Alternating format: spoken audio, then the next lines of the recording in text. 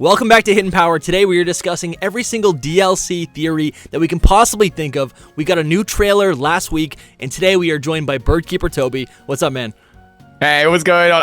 I'm buzzed. I've got so much energy about 100%, this. I'm super excited about it. We have not even, the Hidden Power crew has not even discussed collectively since the trailer last week, so I'm super pumped about this. I think actually off air we were discussing that there might even be, later in the episode, a nice little juicy discussion about a possible Johto DLC. While editing, I can confirm we talked about Generation 10 and the future of Pokemon for an entire hour. My name's Dusty Go-Goat. I'm with Lumios Post. What's up? Hello. And Soul Silver Art is still in Europe, faceless today with his mask. Mask on. What's up? Let's start with this. Toby, what are your initial thoughts on the trailer that we got last week? My initial thoughts were actually that I was like horrendously underwhelmed. I was like, normally when we hit DLC trailer day, I'm like, and this is a positive spin in the end, but we hit DLC trailer day and I'm like, okay, it's time to get ready to get a video out today as quickly as possible. And I just watched the trailer and I was like, there's nothing here for me. Like, I kind of already knew everything. I mean, there's a couple of curiosities in the trailer, whatever. And then it was actually, I've been flirting off air with Lumio's Post. We've been working. We jumped in a call and I was like, look, I got these little curiosities.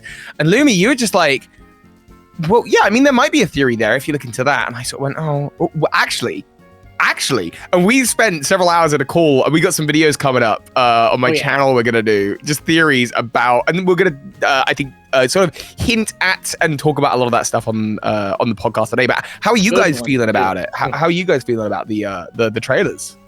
Same thing. I was really underwhelmed. There are a lot of nuggets that I feel like I'm in a state of like, let's wait and see. What about you, Soul? I'm curious about your thoughts, Soul. I mean, yeah, Soul's been in Europe. We don't know what he's thinking. I was kind of more like in the boat with Toby there. Like when I first watched it, I was hyped because it was a new trailer. But after, I felt like, okay, they didn't show us anything at all. Right. They did, but they didn't. And I don't know. After having some time with it, though, like I wrote down so many things, and I was like, wow, there's actually good little gems in there. Ooh. I think. All right, I can't wait to hear. I agree. So I think I was actually the reverse of that.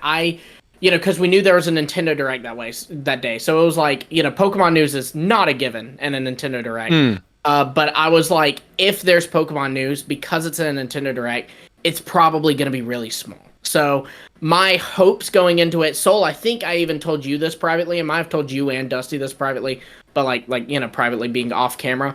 But I had mentioned, that my only hope was I just wanted to see more of the area. I loved that in the Isle of Armor and Crown Tundra reveal trailer, you just like even the poster for these regions was like a huge aerial shot of the land.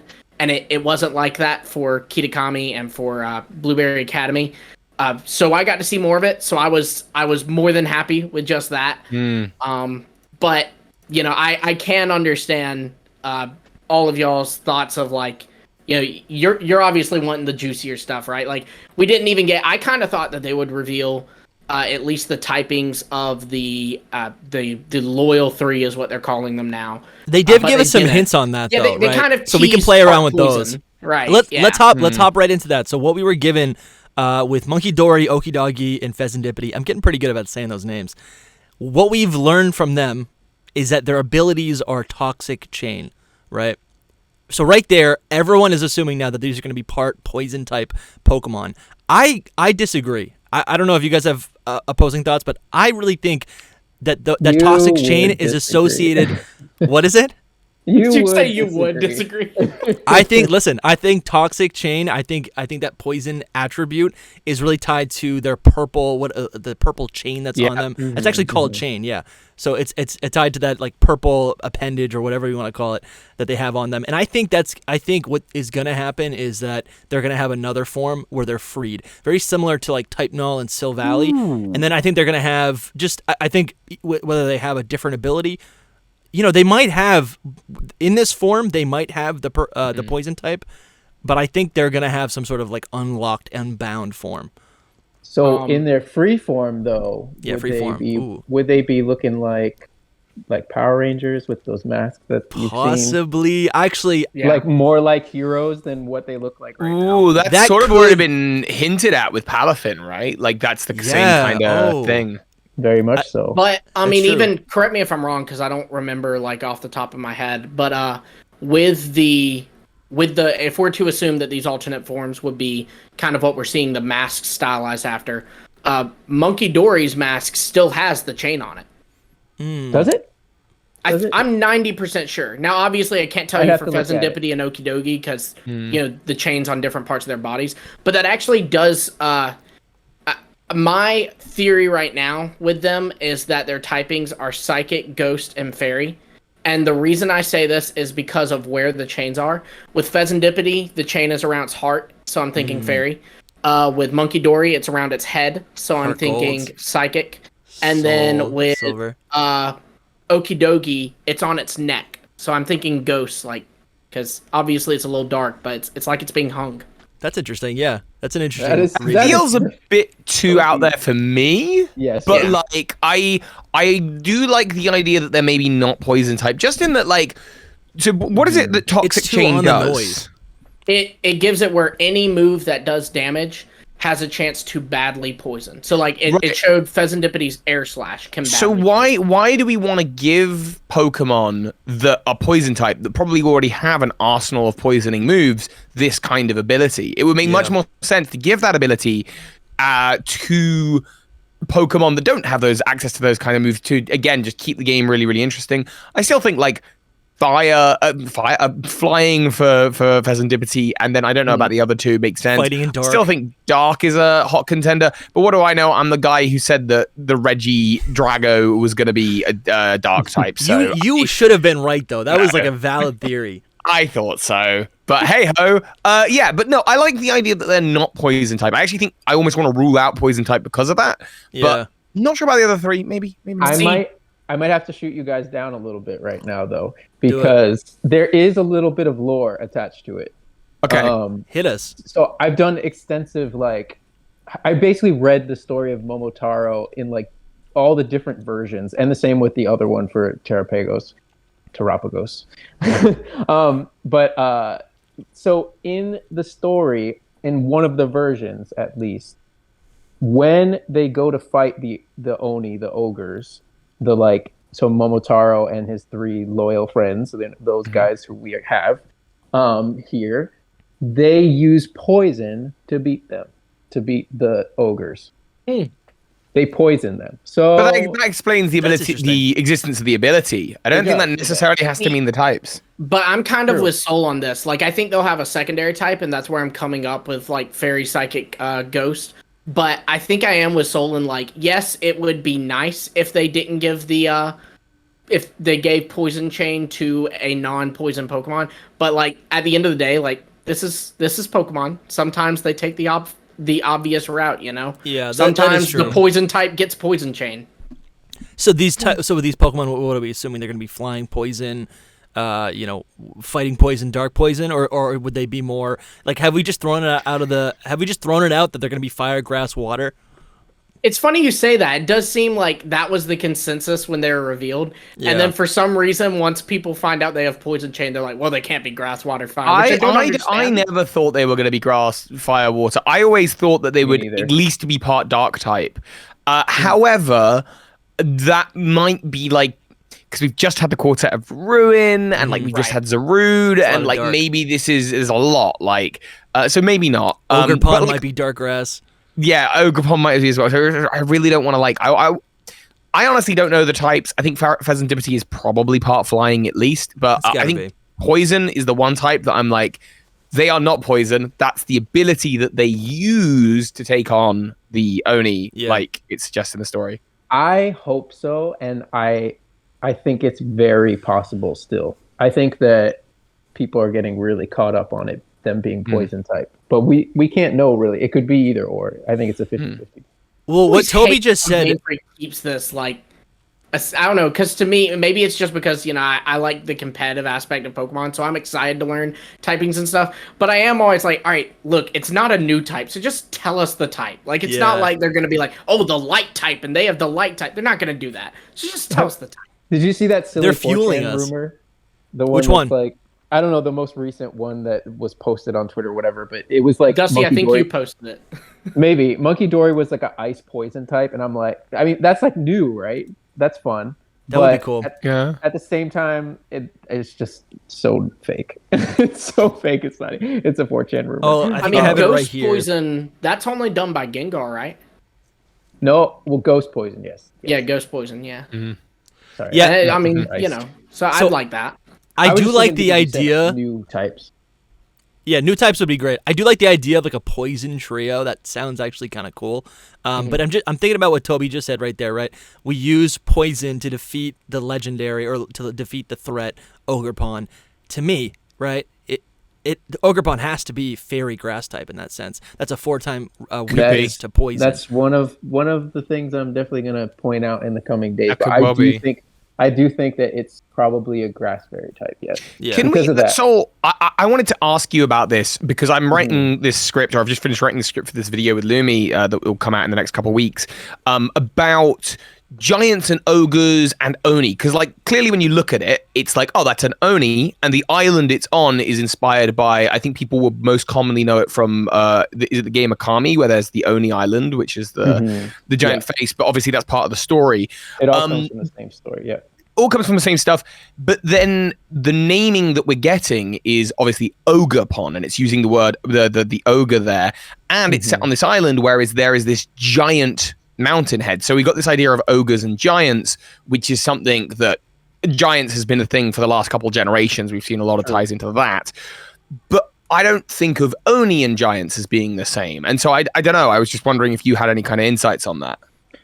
Not really. I think the only reason that they changed the name, like they're not going to go with Oni, is because Oni is like literally a demon, and they don't want to go like the demonic route for a kid's Pokemon. Sure, I mean, but have they not already in Japanese? Because I did think it was interesting when Toby was saying that.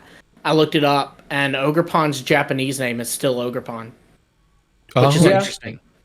But just because obviously visually when you look at it, it is not a big Pokemon by the looks of it. The island is big, the face is big, it's giant, it's ogreish, and I think though at the same time there is also there's the imagery that's on there's like the signpost, and in that it does look substantially bigger than the other 3 Pokemon. So I don't know. Yeah, I'm just thinking about it. I look at it and I'm like, well, it's Ogrepon, pond to kind of suggest cute and sweet and less threatening, and yet there's all these ties to gigantism. So I'm wondering about that. There's so much lore that they can pull from, and there's so much that they're mixing together. So like the thing is with giants, they're usually described as yokai. So, and a yokai is again a demon kind of thing. So so a Oni and a yokai, they're similar. I'm not a Japanese expert by any means, but for the things that I've seen, I can see them mixing all this stuff together. And then the whole thing with him being bigger than the rest, that one image is definitely telling of that. I mean, it could just be an artistic thing, but now that you pointed it out, it does kind of sound like, I was just thinking about it when you were talking, that it could become bigger and be like a Titan, actually, because we have had Titan Pokemon. I think we've discussed that before. I like that idea a lot. Right. The thing is that they had them in the base game, so why wouldn't they have like at least one, and Ogrepon could be the one Titan. And it also makes, I mean, we've also done plenty of theories on Terrapagos being giant, right? My brain just did why would that not be a Titan?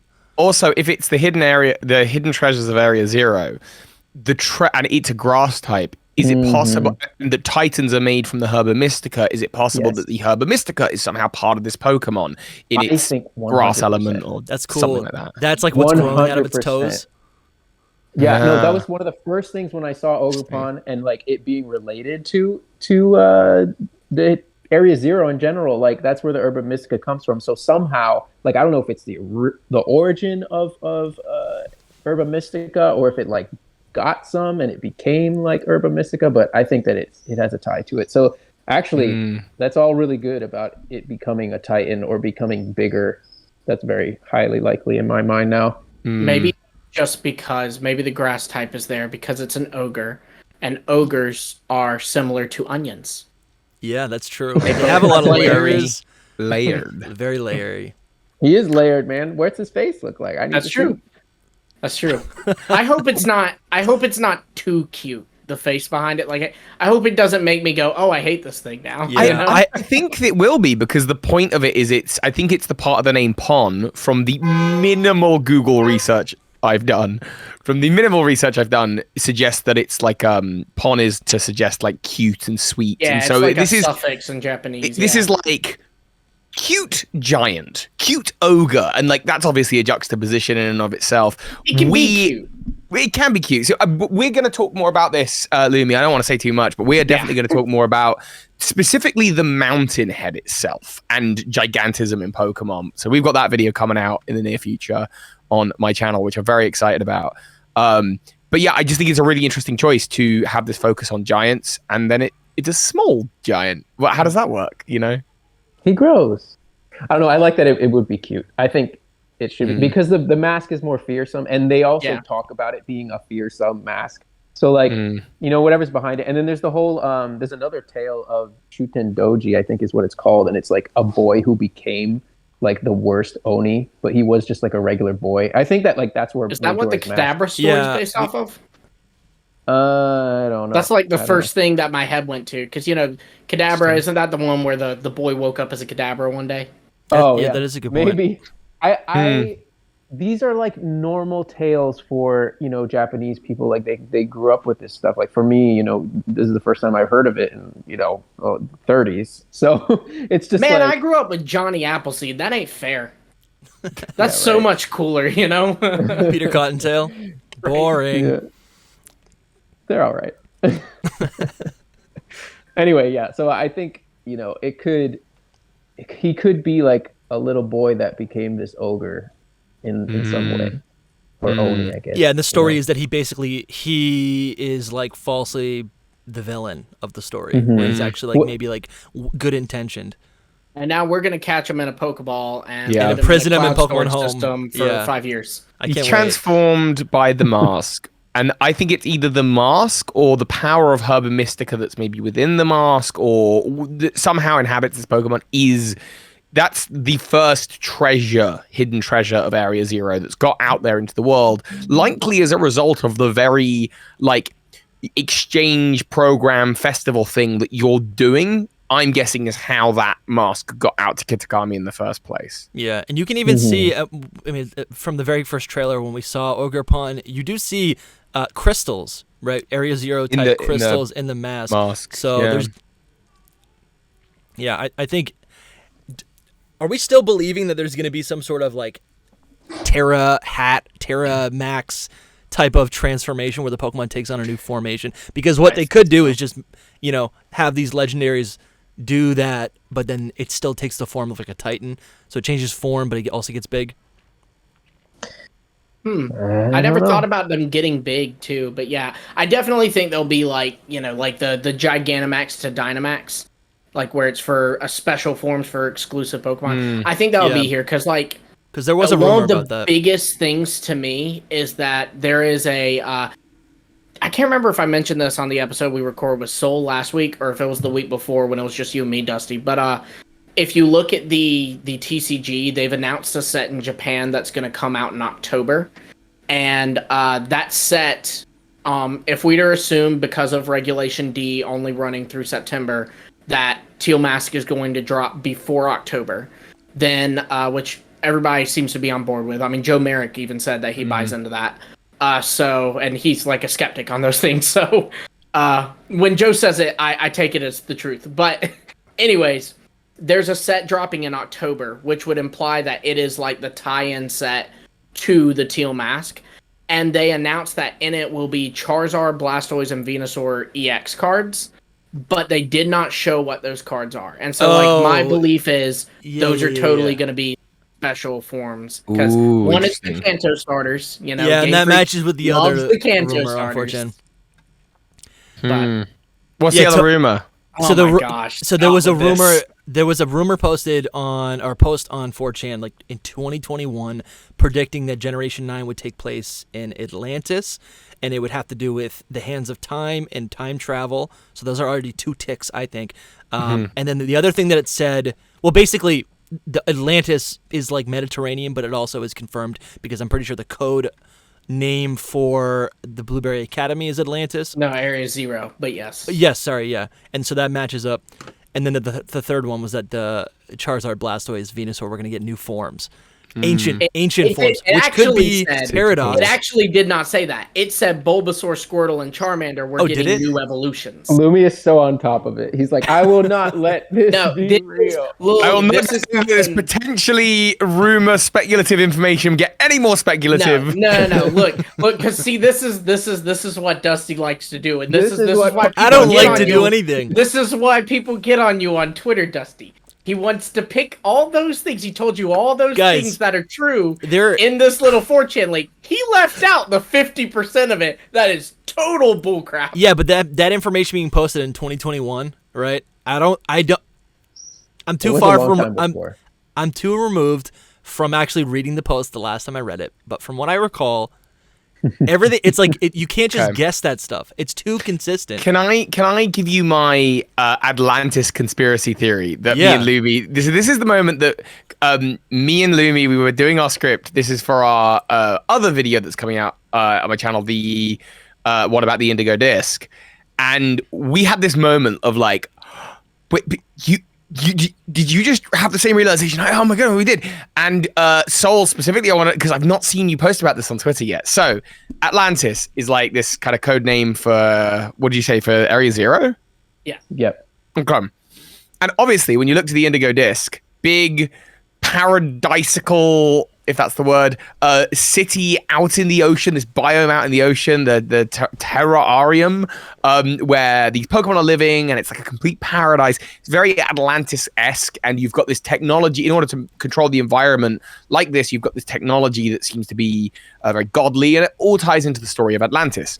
Now, we've just met Cyrano, who is the leader of the Blueberry Academy, and everyone's noticed that, like, on his scarf, you've got the Hone Edge symbol. And a lot of people have gone like, oh, maybe that means he's got Hone Edge on his team. Some people are like, oh, maybe it's like he's got a regional form of Hone, you know, but then Clara and the Dustox, that didn't those happen. Are speculative. Ignore all of that.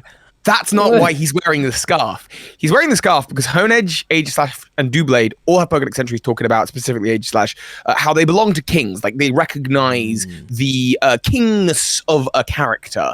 And he is the king. He is the leader of the Blueberry Academy, or in other words, he is the king of Atlantis. And this is how we know he has Terrapagos, because the king of Atlantis was Atlas, who is the guy he's the god who holds the world on his shoulder. And what is Terrapagos? It's the world turtle that holds the world on its back. So that's the link. Soul, did you know that? Yeah. Toby's just trying to impress Soul Silver. I did know that. I probably didn't tag you in it, but so before, oh my gosh, I'm sorry to go into all this. Try again. Before the DLC was announced, I went into all of the Atlas and Atlantis stuff. So nobody was paying attention at that point in time. So it is what it is.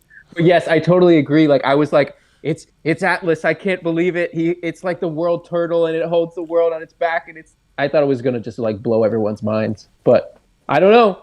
I mean, I think that's confirmed now. I think he is Atlas. He is the Pokemon. That's where he's taking a lot of inspiration from. Is if he's the king or the leader of the Blueberry Academy, and he might literally be a king or of a kingly lineage. Like, Pokemon's dabbled with kings before. Aegislash literally has a Pokedex entry talking about a fallen king of Galar that it belongs to. Yeah, he could be the ancestor of like the ancient Paldean king as well. He could be with where it was brought to ruin. What that says to me, though, is that this guy, Cyrano, is due some kind of fall, because the story of Atlantis, of course, is that ultimately it disappears and it falls and the technology is lost. So my guess is that he has Terrapagos, and that obviously lines up with his character design, but I think he has it and has been using it, the hidden treasure of Area 0, to create the Terrarium, if that's the right way to say that. Yeah, I really wonder... Say it again. I said they made that hard to pronounce, but because it's just they took off one R. So is it the It can't just be terrarium or I think it's Terrarium now because I'm thinking like Terrastal. Yeah. They're trying to It make was it really Terrarium. funny because me and Luby, we were in this call, we were doing this script, and we were like, "Oh man, so hang on, if he's a king, like a king, Atlantis, who was the king of Atlantis? Like we don't know." And we just like look it up, and we're like, "Atlas, Atlas, Atlas, Atlas," and we just like locked eyes in the call, like, "Isn't he the god that holds the world on his shoulder?" Yeah, the turtle has the world on its back. And it was great. I think that's very clearly intentional, and that's what the Hone Edge is about. Especially, allude to that. Right. Like, I think I that was love the that connection. big puzzle I did not piece, put that too, was together. Hone Edge and its connection with Kings Falling. And then, not only is Atlas this guy who held up the world, but Atlas is the king of Atlantis, a fallen empire.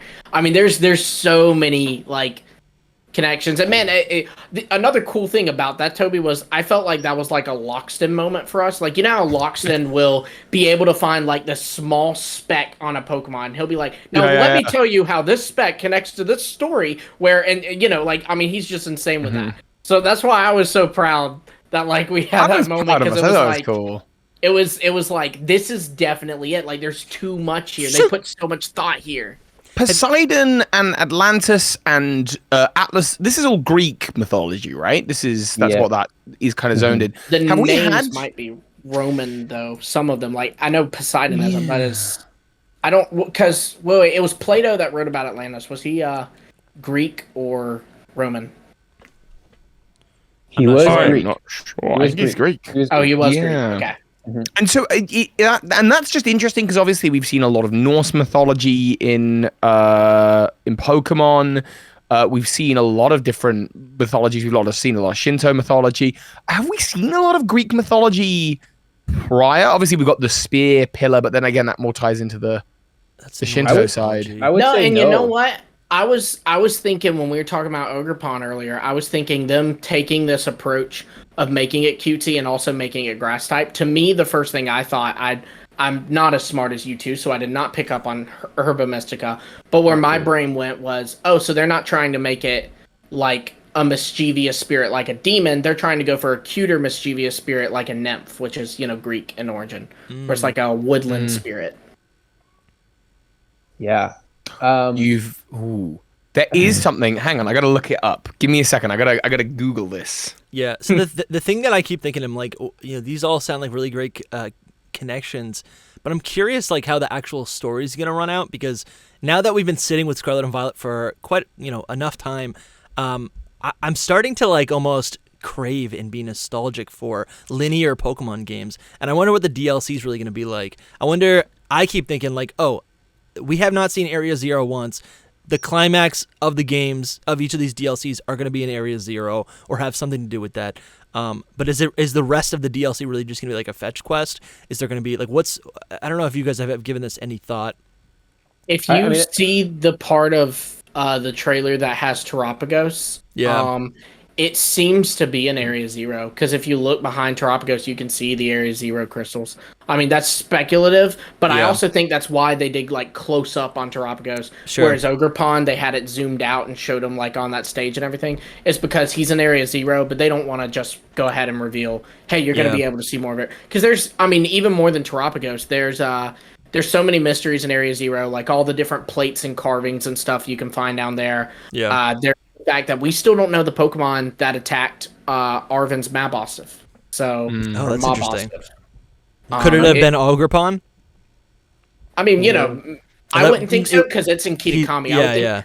I'm thinking and this is not original to me. This was actually a YouTube commenter on one of my videos. I don't even remember which one that said this. But they said that they think it was one of the paradoxes of the beast or the sword or the swords. Could be cool. I could see that. Yeah. And I like that a lot. I got a real kick out of. I'm looking at these screenshots from the latest DLC trailer, where the camera is like underneath all of these Pokemon. We're like in the swamp, in the marsh with Wooper, Jotonian Wooper, mind you. There's Yanma. I think it's like, I'm like, are they trying to make this like more cinematic than it is? Are they trying to make this look like Legends Arceus? I don't think the gameplay is gonna feel like this. It was cool. It was really cool to get to take a look at actual gameplay for some of these locations, because I wasn't confident we were actually. Well, and you got a little bit more with the Snorlax footage. I know, that was funny. Yeah. Yeah, go ahead, Sol.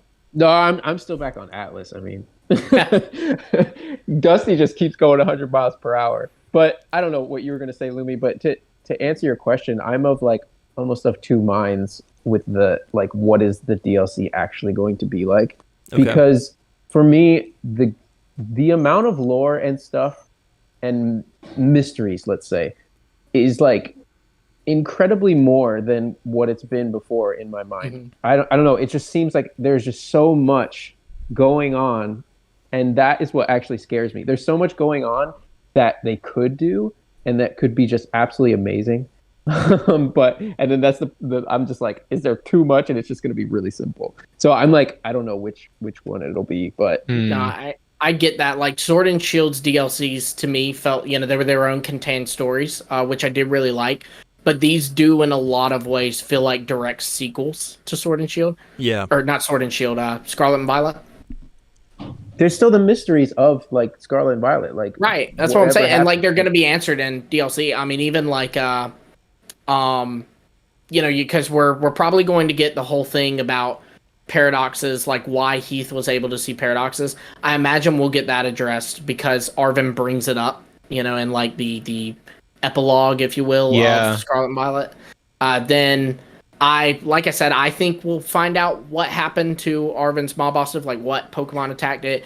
There's still, potentially we might see more of the paradoxes. Like we might see the other two paradoxes for Entei and Raikou. Or I think we definitely will. I don't think we're done with Sada and Jiro. I think really? I think even if it's a case that we're going to see Churro in Scarlet and Sada in Violet, like I think, because we know they exist in the world and we just don't quite know what happened to that alternate parent. I don't think it's anywhere out of the realm of possibility that they might exist somewhere, whether that's at the Blueberry Academy, whether that's deep within Area Zero. There is, I believe, parts of Area Zero we haven't seen. There's, like, in the book, there's this kind of, is it an artist's interpretation? Is it not? Like, this idea of the giant crystal chasm they found. Mm-hmm. I think the room as well, with the sort of circles and triangles where you catch Iron Valiant and Roaring Moon, I think that room is, like, I think that area is... I mean, what it makes me think of is like alien, what are they called? Crop circles. The idea that this area is like a portal to another part of Area Zero, or maybe it opens up somehow. I think that's very possible. There's a cave on the other side of the research station that, like, you walk in, there's nothing. Because when I was trying to find, because they kind of tuck away Roaring Moon and Iron Valiant's cave. So when I was trying to find a Roaring Moon to complete my decks, I found, like, this one cave because I heard it was near the third research station, and I went in and it was just this room, and there was nothing in there. I spent so much time in that room because I thought that's where Iron Valiant showed up. Yeah, I think I did too. Right. Yeah, I think I did too. I think I spent quite some time in there, but then I remembered, like, the picture of it had, like, a waterfall in the back, so I was like, this can't be the right room. So, I definitely would like to see Sada and Turo more, but Arvin does kind of have I feel like he has closure in his story right now. So, like, what would the purpose of bringing them back be? I guess I would say to get more answers. Fill in those blanks. Yeah, there's a lot of those blanks that, like, in terms of, like, so, but then definitively, like, how did the Paradox Pokemon get here? And what's the deal with the robots? And, like, how does the alternative parent feel about the fact that the other parent is a robot and has died or whatever? And and actually for Arvin, a potential happier ending. Like, I think where it's like, oh my gosh, my other parent's still here. I didn't even know. Like, I think that could be a really nice thing. Yeah, that's true. Well, and not only that, but I vaguely remember some dialogue. I only played through Scarlet and Violet the one time. Like, I haven't gone back and replayed. But because I just used the same save file. But I vaguely remember, like, because at the end, they are like, Nimona, you're the class president, organize the Academy Ace tournament. And they're like, Penny, you're going to work for the league now because you were able to hack their system and all this. I vaguely remember, like, Arvin kind of saying something along the lines of, well, everybody's got some use, but except me. So, there is, like, a character arc there for him finding, like, his purpose. His purpose, yeah. I like that a lot. I definitely see them being in the DLC as well. People think like they're just not going to be in it or just they have to be. I mean, no, they will. They are like different main characters. Aren't for different Nemona's players. parents like in the data mine or something? That is not confirmed. It's not confirmed? There are people that we know that are in the data mine, but it's not confirmed to be her parents. It's because it was someone speculated. named Billy and someone named Onair, because together they're billionaire. Oh yeah. I enjoyed that. For all we know, that could have just been cut content. Like we don't know. Well, I hate that if it is. I want Billy and Onair are going to be the best characters in all Pokemon. They're the new Larry. Parents ever. I think also we gotta look at like, so when it comes to like the last DLCs we had, which were obviously the Crown Tundra and Isle of Armor, what did they provide other than story? Which is like, so for the Isle of Armor there was that battle thing in that you could go to the dojo and you could test out competitive teams, that kind of thing. Now that to me reads as something that we're getting with the Blueberry Academy. Like that's the bit above the surface, and that's something I could see Penny's story tying into as a way of like coordinating battles for across also the two academies. Nemona also. Oh, Nemona as well, right? Totally. Like battle centric. And then you've got in the in the Crown Tundra, as obviously there's legendary Pokemon hunting, and there's also the max raid dens or lair. Like in this, we've got this Terrarium. Are there going to be legendary Pokemon scattered about? What, or is that the purpose of it? They tend to like you to be able to catch every legendary Pokemon within a generation. Now I don't know if that trend will stay true here, simply because of the way that Pokemon Home now once again integrates where you could transfer in and out, and that they might just be like, you know what, that big boss rush thing that's at the end of the Crown Tundra, we don't need it for this one. Oh, that's interesting.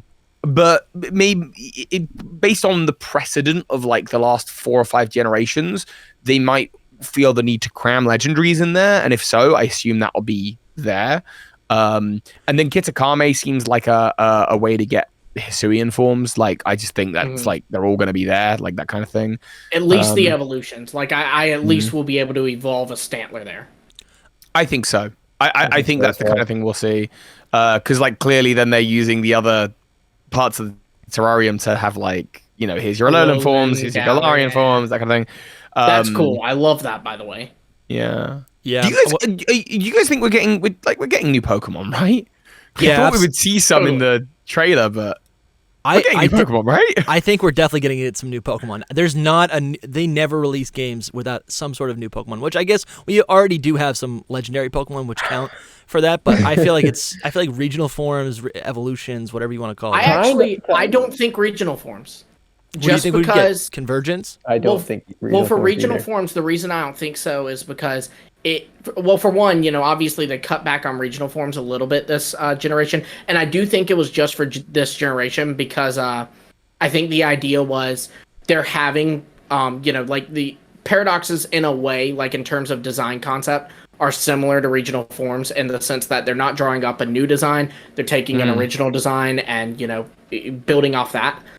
So I think that's why there weren't as many regional forms, but I don't think there will be going forward because not going forward, but in this DLC, because they wouldn't be Paldean forms, so they'd have to make a whole new section of regional Pokemon, right? It'd have to be, here's Kitakami and Geodude. Why would they not do that? Blueberry and Mamoswine, which just sounds dumb for the record. There's no difference between that and the Hisuian form, so I think I don't think that's a reason why they would not do that. I would love some Kitakami and Pokemon. I strongly agree with Lumi on this one because that you guys are ridiculous. That's rare. Logically, it doesn't make sense. Even like how does it logically not make sense? What he just explained, but also practically, it doesn't make sense. All of that, like they have to make up something that is an extra thing to the whole. Again, you have to remember this is DLC, not a brand new game. But I was gonna say that too. With what you were saying, Dusty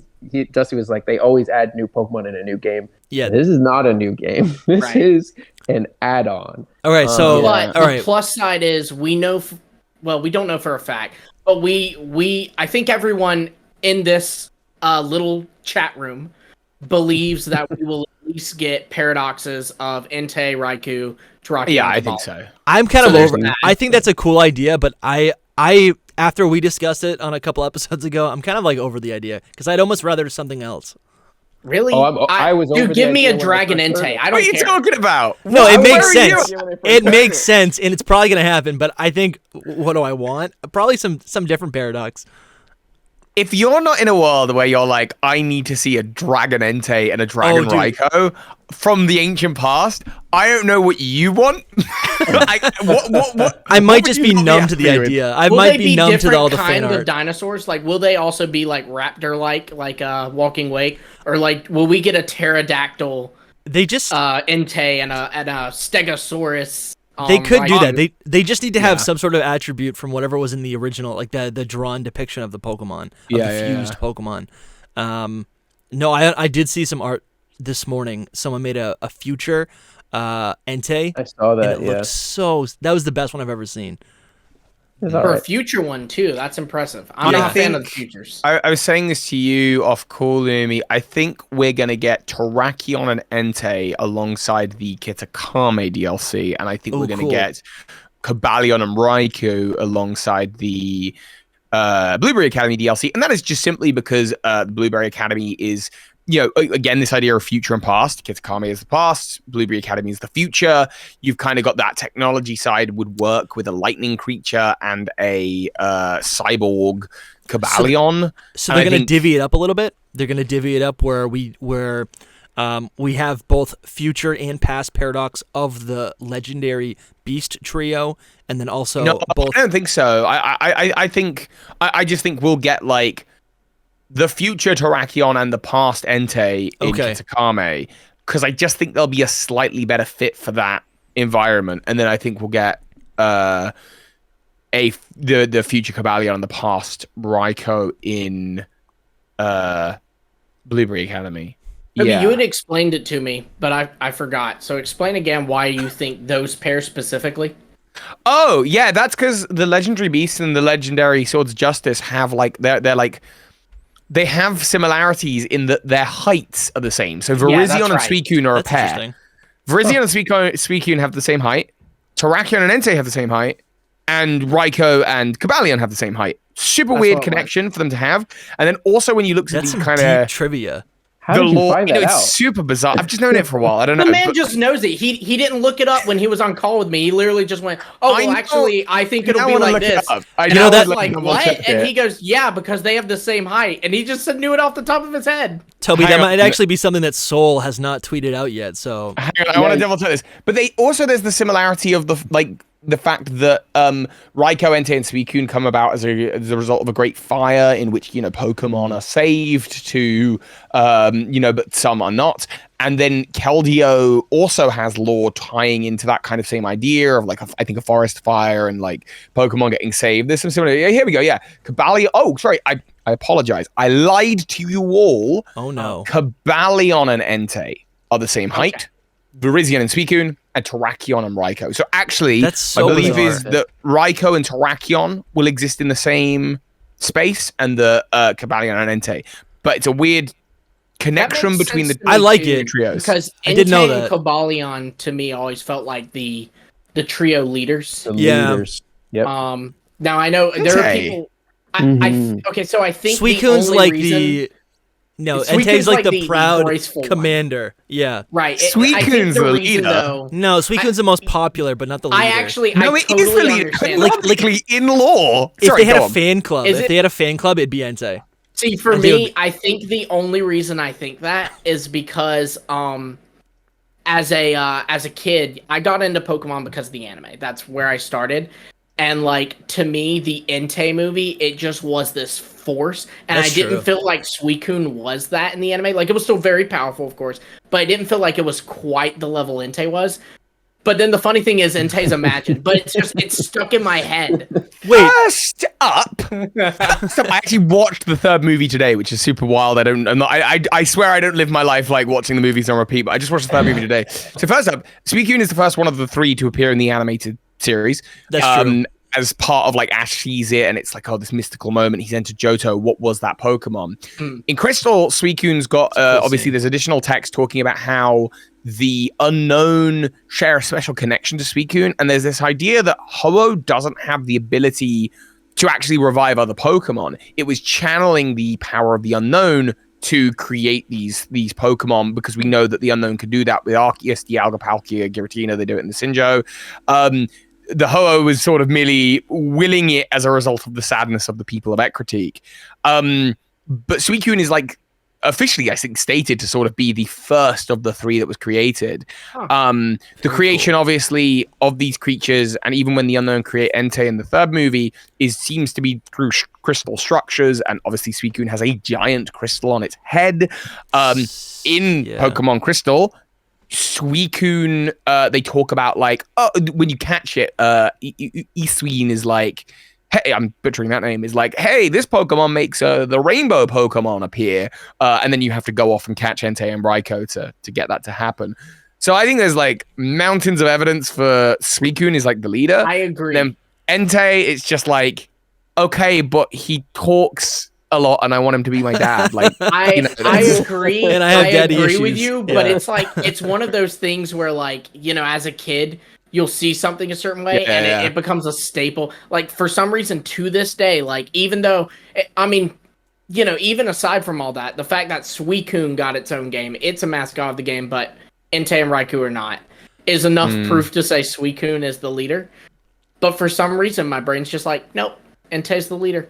Entei's got this commanding one. It's like a Suicune proud doesn't look Pokemon. like the leader. That's all it is. Well, and I think it was also like hammered in a little bit for me that they paired. You would think they'd pair again, Toby. The heights thing is brilliant and definitely what they're doing. But like, I would have still thought that Suicune and Cobalion would have been paired together for their paradoxes. Because I love. I've just read the dumbest bit of trivia on this. Sorry to kind of. I want to hear it. No, I want to hear it. This is so the same source, Novelpedia, that gave me so we got to take everything with a pinch of salt, but I believe him on the height. That says the Cobalion, Entei, Raikou, Suicune, that they share height. 2 bits of trivia up, it says the initials of the 3 beasts are the same as the initials for the 3 Hoenn games, Ruby, Sapphire, Emerald. That's not trivia. That's not trivia. Oh my gosh! You know what I just realized? What? The 3 beasts and the 3 Hoenn games all have vowels in their names. I thought you were serious. I knew it wasn't serious. You played it well. I can make a video about that. Ruby, Sapphire, Emerald, Raikou. They're all videos, Toby. They're all I'm just gonna legendaries. scrap it here and let's focus on this. Yeah, our videos suck. This is the one we gotta do. I do like the link between, so like how we're talking about like Ho-Oh using Unknown to revive these Pokemon. I don't know what it is, but like that feels very similar to whatever we're imagining the source of these Paradox Pokemon are, right? Reviving things from the past, or maybe like reinterpreting. Reimagining and using crystals to do so is obviously a big core element of that. Yeah. Now, there is something about Ho I wanted to talk about in relation to kind of our Johto discussion, but I didn't know if we were ready to move on to that yet, or whether you guys wanted to keep DLCing for a bit. You know what? Let's do a little Johto, and then we'll go back to DLC. We haven't talked about the new Pokemon that are the returning Pokemon. We haven't talked about all the characters yet. We got locations. Let's dive into Johto, and then we'll little return. Intermission with Johto. If you're enjoying this episode, consider supporting Hidden Power on Patreon or YouTube channel memberships. We have 3 tiers, and the lowest tier starts at just $5 a month. Supporters get access to our secret Discord server and help control the direction of the podcast. This is the same Discord where we're recording the podcast right now. We interact here daily. This Discord server is actually where we form the ideas for each episode. If you ask a question, we're going to answer it on the show. Supporters also get priority responses in the comments. Our love and friendship. You get that. You get a little bit of that too. Yeah. Our favoritism. We like you the best. And if you want something a little bit more tangible, we have merch. What do you guys think about the merch? The merch is great. We've got Team Lumi in a beautiful blue, Team Dusty in a forest green, and we got Team Soul in a blood red. Buy a t-shirt, show your allegiance, and if to Team Lumi. to Team Dusty, and if you want something a little bit more subdued, this is another logo that we made originally for the show. We didn't actually end up using this as a logo, but I thought it made a great merch design. It's literally a beta design. You guys love our beta videos. I love this so much. Retro Hidden Power. And look, when you turn around, this is literally my favorite shirt. It's literally my favorite shirt. Thank you everyone for watching and subscribing, and now back to the video. I'm just gonna steal your platform to do a little plug. I just did this video about what a Legends Johto game would look like, and everyone seems to be, well, I mean, they're watching it. I don't know if they like it, but we were talking about it, and we were talking about this idea of a past Johto game in which Johto and Kanto are the same. They're the same region, and it's set in this time. It's the Tojo region, whatever. And I was talking about how, and I've just finished Crystal. I was watching the third movie. You can tell I'm having a bit of throwback sesh. And we were talking about like in Pokemon Crystal, Gold and Silver, when you free the radio tower director, he talks about how the radio tower was built over a creaky old tower that used to be there, and they found the Rainbow Wing, Silver Wing, or Clear Bell. And I love this idea of Lugia and Ho-Oh had differing roosting spots in the past, and I just realized that if that's the tower in the west, and that could be Lugia's old tower, next to the sea, then in the east, the tower that would have been Ho-Oh's roosting spot, if Kanto and Johto used to be the same region, would have been the Pokemon Tower, which is filled with deceased Pokemon, and it is the Phoenix, the creature that comes back from the dead. And that's where I think the link is. I think that would have been, in years gone past, that's in an the extra ancient layer. age, that could totally be Ho-Oh's old roosting spot. So there you go. That was my thought on that I had at the beginning of the show. I was like, wow, let's talk about that. Yeah. And they end up turning that into a radio tower too. They do end up turning it into a radio tower. What It's is really with interesting. radios and Ho-Oh? That's Yeah. the real question. Well, also the radio. I'll tell you what it is. Yeah. It's the ruin of Alf. It's the radio. If you tune your radio into the right frequency, you hear the sounds of the unknown. Yeah. Also, yeah. Oh, I forgot about that in the feature. That Pokemon is such a cool feature. I love that. in the Pokemon universe, like radio frequencies or radio waves have like more power than what they are in the real world. Right. Where these radio powers can actually like cause evolution, cause Pokemon distress. I wonder, I wonder what else they could cause. The radio tower. The radio tower director in the game, the thing he's concerned about when Team Rocket shows up isn't actually the return of Giovanni. He's like, if they use a special kind of signal, they could mess with Pokemon nationwide. Please, you must save the Pokemon. That's what he begs you to do. It has nothing to do with Rocket. Isn't that how returning Giovanni? And that's how they got the right Gyarados. In Shadows of Almia, the Rangers game, isn't that how they control Pokemon too, with like radio waves from their machines? Awesome. I know they use machines and like make them go nuts. But I can't remember if it's radio waves. But then also like in the real world, one thing that's believed like by like paranormal investigators is that they'll use radio waves, and they believe like spirits can manipulate it. So, building a radio like on two ancient places that, likely a lot of things have died in. There's a connection there. I find it interesting that at the heart of all this, and this goes back to big Pokemon conspiracy stuff, is the Sylph Company, who build the Sylph Scope to be able to see ghosts, specifically within the Pokemon Tower. And it's interesting because the Pokemon Tower, there is nowhere else in the Pokemon world you need a Sylph Scope to see ghost-type Pokemon. It's just there. It's an isolated thing. And I've done videos about this in the past, but the energy in that place is so weird that a Hex Maniac can put down like a healing circle, which again, that is not a thing anywhere else in Pokemon. Is there not one of those? I feel like there's one of those on Mount Pyre in Hoenn. I feel like possibly there might be. You might be right. I apologize. Dusty does usually know, but I mean, it's a very similar tied to that ghostly energy, that kind of thing. And I really think that like Sylph wanted to build the Sylph Scope. As we know, 2 years later, they have bought out the radio tower, because I believe the radio tower, it's like somewhere in the lore. I might be chatting nonsense here. I think somewhere in the lore it suggested that the radio towers are part of sort of Sylph's kind of empire, but I might be wrong about that. So no, it's not. Sylph owned the Pokegears, and the Pokegears work with the radio system. That's how. It's a Sylph product. So there's definitely collaboration. So there's a collaboration there somewhere, and I believe that Sylph wanted the tower because of the weirdness about it there. And it's interesting because in Gen 2, you're never allowed above the bottom floor. They don't let you. Why? What are they keeping up there? What do they know? I feel like I'm watching a documentary right now on Pokemon lore and Sylph. Yeah, it's like we're like outing the company. Yeah. A Sylph is also a kind of it's like a elemental spirit that we've not actually seen, I think, a Pokemon inspired by itself yet. But when that day comes, I'm telling you, it's a big deal. It's a big deal. Whatever that Pokemon is. A Sylph is a thing. It's like a elemental kind of spirit of the air, I believe. Like a, I was actually Googling that earlier when you were talking about what's his name? Ogrepon being like a nymph, like a kind of fairy spirit.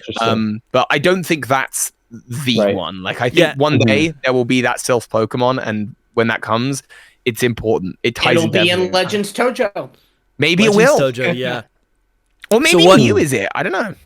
I love the idea of Mew being it, right? Celebi gets a lot of Mew. I mean, it could be maybe there's like some sort of origin between both of them. Maybe it's not Ho-Oh and Lugia, and maybe the actual split up. I'm thinking, right, if they do introduce another game like Legends, it can be called something different. I feel like, why would they not at this point make two different versions, right? That's how you make the most. Toby, you even talked about it in your video. But I feel like maybe we got a Celebi and Mew thing going, or maybe I loved in Legends how they actually made you make decisions. Oh, he had a realization. What? Let's see. Let's hear it. It's less of a realization and more of a, wouldn't it be cool if they did kind of like your Diamond and Pearl, split up. Legends Mew and Legends Celebi, they are the same game. It just changes which side of the map you start from. Yeah. Oh, that's it, dude. That is it. Thing. Oh my god, that is There's like a civil war or something. You're on an It really is. It's just a different take on doing two different versions. Is that you get to start on, and that sets us up really nicely for a future Legends Unova game. There's fan games. There's fan games that let you start from Kanto and then go to Johto, and I'm obsessed. My longest running wish for a video game, and I thought we were gonna get it in Let's Go, is that it's like a future. It's a sequel to Red, Blue, and Yellow or whatever. And where you start in Kanto and then travel to Johto. So the perspectives of all these characters, they're all progressing maybe 10 years in the future, but everything is new and you get to see everything. Oh, but I want to be clear. What you just said, it solves it. I think that would be dope. I don't think they'll do it. This is just wish list. This is total wish list. This is wish list. I love that idea. Toby, you seem to be super knowledgeable just in general, but on Johto especially. So I'm going to ask you this because we've touched on this before. Does Celebi have, outside of the anime, so looking at the games, is there any connection between Celebi and the beasts? No, I don't actually think so. Okay.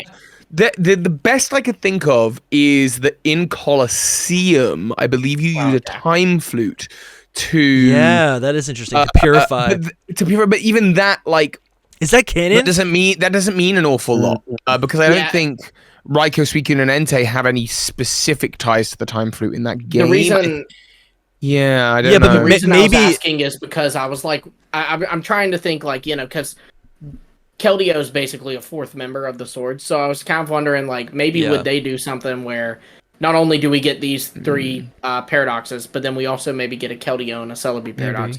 But it's really just copium because I want a Celebi paradox. Really, really the only thing that makes me doubt in a Legends Johto game, and I am so certain in it, I really am, but the only thing that makes me doubt that we're gonna get it is that it really feels like it's the perfect opportunity to give Raikou, Entei, Suicune new forms, and they're doing that right now. Doing it right now with paradox forms that are clearly not intended to be part of what. If they do a Legends Johto game, it would be super weird to me if Walking Wake was part of the lore. So I don't know. Is would they do that? But to counter that point, couldn't that just be a hint? But to counter that point, I would say it's more likely, looking at Legends Arceus, they gave the forms to Dialga and Palkia, that it'd be Lugia and Ho-Oh getting forms. Yeah, I agree. And then none of the other Pokemon got anything special in Legends on the other side. Lugia and Ho-Oh are owed forms. We've talked about this. I talked about it in the video. Mewtwo has forms. Mew doesn't really count as mythical. It has a Z move, though. Yeah, it does. Groudon and Kyogre have Mew has Mewtwo. Technically. Groudon and Kyogre have the Primal Reversions, the Palkia Origin forms. Zekrom and Reshiram have the Kyurem fusions. Solgaleo and Lunala also have Necrozma fusions. And then there's also, with X and Y, with Xerneas and Yveltal, they've got Xerneas has the inactive mode, and they both can transform into a tree and a cocoon, but we don't really. So they're kind of looser. Yeah. And then Zacian and Zamazenta have 2 forms, and so too do the Pokemon Crichton Rhydon. They've got we'll get those Generation 6 legendary forms in maybe a Kalos DLC or something. Yeah, get out of here with this Johto talk. We need some Kalos love. Actually, I would genuinely like Johto. Johto would be. I'm a big Kalos guy, and I think that it was definitely. It got the short end of the stick. It is Game Freak's ugly stepchild. Because it didn't get anything else. It was just X and Y, no X2, Y2, no Z, nothing. But I would genuinely be just as excited about something Johto as I would Kalos. Like Johto's just. It's so cool. There's so much they can do with it, and I want a Legends Johto so bad. And also, they need to give they need to give so many more Johto Pokemon evolutions. Are doing a good job of that so far, but we need more. We can talk about this a little bit with the DLC trailer that we just got. Yeah. So what? I'll put it to you, Toby, especially because you think so. So you're convinced that there will be a Legends Johto game eventually. Yeah. And I mean, eventually, probably. Yeah. But I'm just saying, I don't know. I had this thought, and it was just that if they really do give, let's say, Gligar and Aipom, here we go, evolutions, because that was the whole thing going around. Yeah. So let me set it up. So go for it. There's a bunch of returning Pokemon. I guess I don't need to bore you guys with the list. I'll tell you the list. We got new Pokemon coming in the what is it? The mask? The teal mask. We got the Vulpix line, Munchlax line, Sentret line, Hoothoot line, Aipom line. We're gonna circle back to that. Yanma line, Gligar line. We're also gonna circle back to that. Poochyena, the Seedot line, Corphish line, Chingling line, Feebas line, and the Grubbin line that evolves into Vikavolt.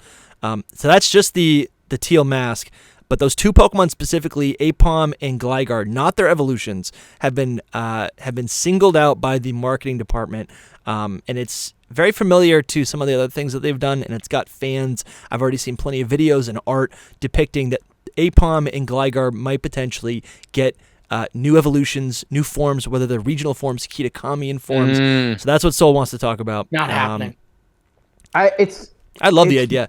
It could not happen as well as it could happen. It's really hard to. It is a good idea. It is weird that they are singled out as. And why not their evolutions?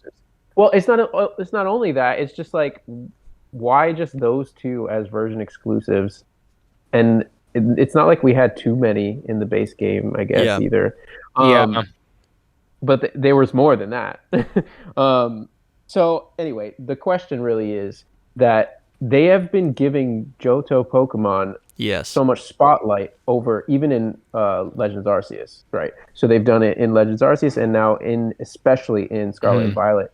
The thought I had was just is this their Johto spotlight? Oh, that's depressing. So with Kitakami remaking the game, they're you know what? This will do as a Johto substitute. We're not going to remake the whole of Johto. So this is the thing. They've done that in the past. It's never so blatant to be oh, this is what you're getting and you're not getting a remake. But they have done that in the past where we're kind of in the midsection of a generation, or the midsection. It's been 5-6 years since Pokemon have gotten a spotlight. Let's say Leavanny, right? And they'll be let's give these Pokemon, let's make them available again. I know you're itching, Toby, but the only other thing is just obviously it's the next thing in the pattern, the line of games. We should be getting a Johto remake or something. You know what I mean? But there was more than that too. There was Yanma and Wooper. There was Sentret. They showed all of these Johto Pokemon specifically. I know that's because. Japanese. Yeah, that's a good point. It's a very Japanese region, Kitakami, but anyway. I try to not put too much stock in which Pokemon are or aren't in the Pokedex, which Pokemon are and aren't getting spotlights at the moment. A large part of that is because I feel like I've done that before since the days of Sun and Moon, and it's never what people think. I'm sure in Sun and Moon, people were see, there's not many Sinnoh Pokemon. and just sort of like finagled it, and it's like that didn't happen until way later. I've definitely seen card sets that like Celestial Storm came out, and Ultra Prism came out, and they like have big focuses on like Hoenn and Sinnoh, and people are like, oh, now's the time, now's the thing. And I try not to think too much about that. However, I don't think there's not merit to it, in that like it could be the case that they go, do you know what? Because all of this is happening, it's so weird. So many of the decisions being made were made years ago, right? Yeah. And are being implemented now. There is a world in which people loved Brilliant Diamond Shining Pearl. They were like, oh man, this is the best thing, right? For example. And I mean, it did sell very well. It did sell very well. It did sell well. But, you know, in that world, it was critically acclaimed. People loved it. And it was like a no-brainer for Pokemon that we absolutely are going to remake Heart Gold, Soul Silver with Ilka, you know, or something like that. And in that timeline, maybe...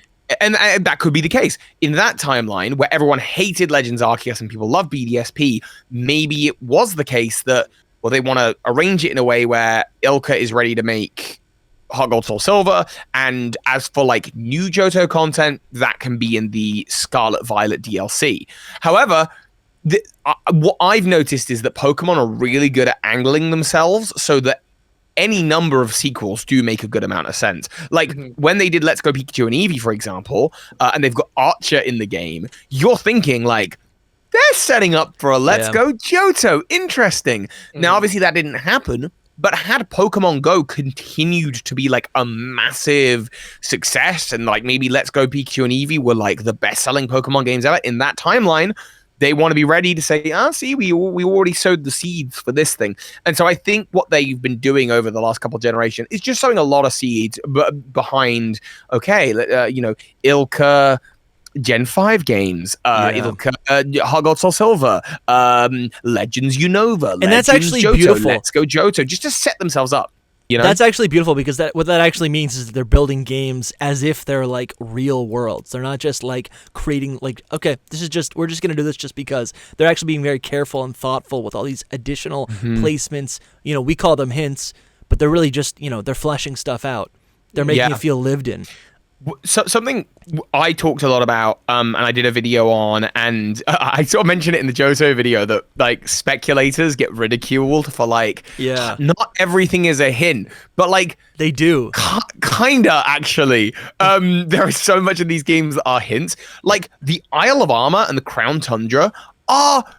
It's unreasonable to me that people do not believe that those are direct nods at like it's testing the waters for what's coming next. So, for example, the Isle of Armor, you've got this, a little bit of the kind of Japanese-inspired cultures in the towers. You've got it evolves via Honey Kubfu, this strong and agile style, rapid strike, single strike thing. So, like, that hint is there. It's very much in place. And then the next DLC is the Crown Tundra, the land that time forgot, where it focuses on crowns. You've got Regidrago and Lecky, which is the past and future. You've got giants, you know, in terms of like Regigigas. There's this something about giants in there. That I'm not disagreeing with you, but I'm wondering like how much of this is like selective. Like, were you discussing this stuff back then, or does it just make sense now? I'm not arguing. A lot of it makes sense in retrospect. Yeah. But now we know that that's the kind of thing that they do. Even if out of the 10 things I could list per DLC, even if 5 of them were only actually ever intended to kind of set the scene, and the other 5 are just weird coincidences Toby's making up, that still means that when we look to Kitakami and when we look to the Indigo Disc, for every element of the theme, whether that's the theming, whether that's the legendary Pokemon, should be thought about with some level of like, oh, they might be setting the scene for the next thing that's coming up. And again, half of those will be wildly off, and maybe there's a number of them where it's like, no, they really are like Kitakami, Japan inspired. Hang on, Legends Arceus, there was something about people coming up from Sinjo. Oh, we're seeing a lot of Johto, but maybe it is, maybe it's not. It's the kind of thing we couldn't possibly know until the game's actually out. Yeah. That is true. You couldn't know for sure without actually talking to a developer, but that's obviously not going to back happen. That too. You know? Yeah. Like, you know, to back that, I mean, all the hints are better in retrospect. Like you pick them up. Of course. Like I remember how when people played through Galar, like about a month after Sword and Shield came out, someone pointed out that a couple on Pony Island and Sun and Moon talks about, hey, there's no power spot here.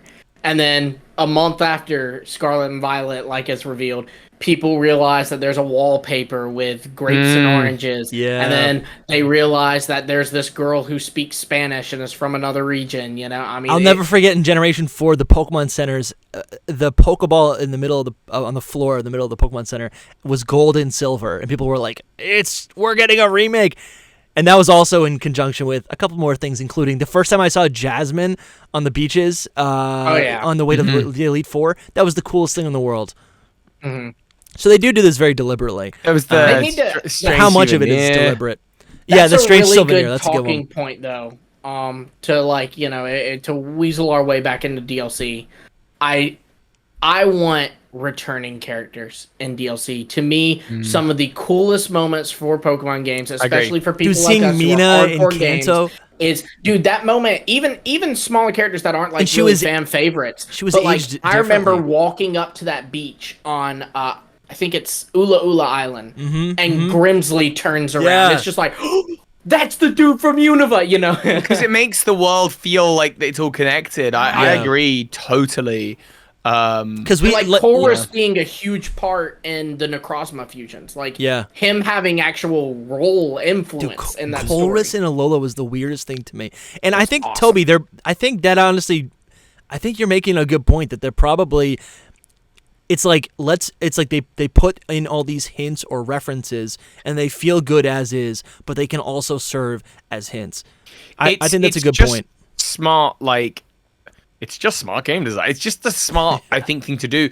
And to be fair to the critics of people who speculate about Pokemon on the internet, what I'm sort of saying is, well, it's either evidence that they are going to do something, or it's evidence that they're not going to do something. And I realize how stupid that is. Yeah. But when I look to the amount of things that people talk about on the internet, I can't help but feel like at least some of them have to have been discussions that happened behind the scenes. Like, for example, even down to the silly wallpaper of the orange and Grapes, what was it? The oranges and grapes. Oranges and grapes, Uva right? and Naranja. Right, and that's in Scarlet and Violet. And you look at that. That is a wallpaper. It may be the case that absolutely no one had that discussion about, by the way, the next game's oranges and grapes. Can we fit that in somewhere?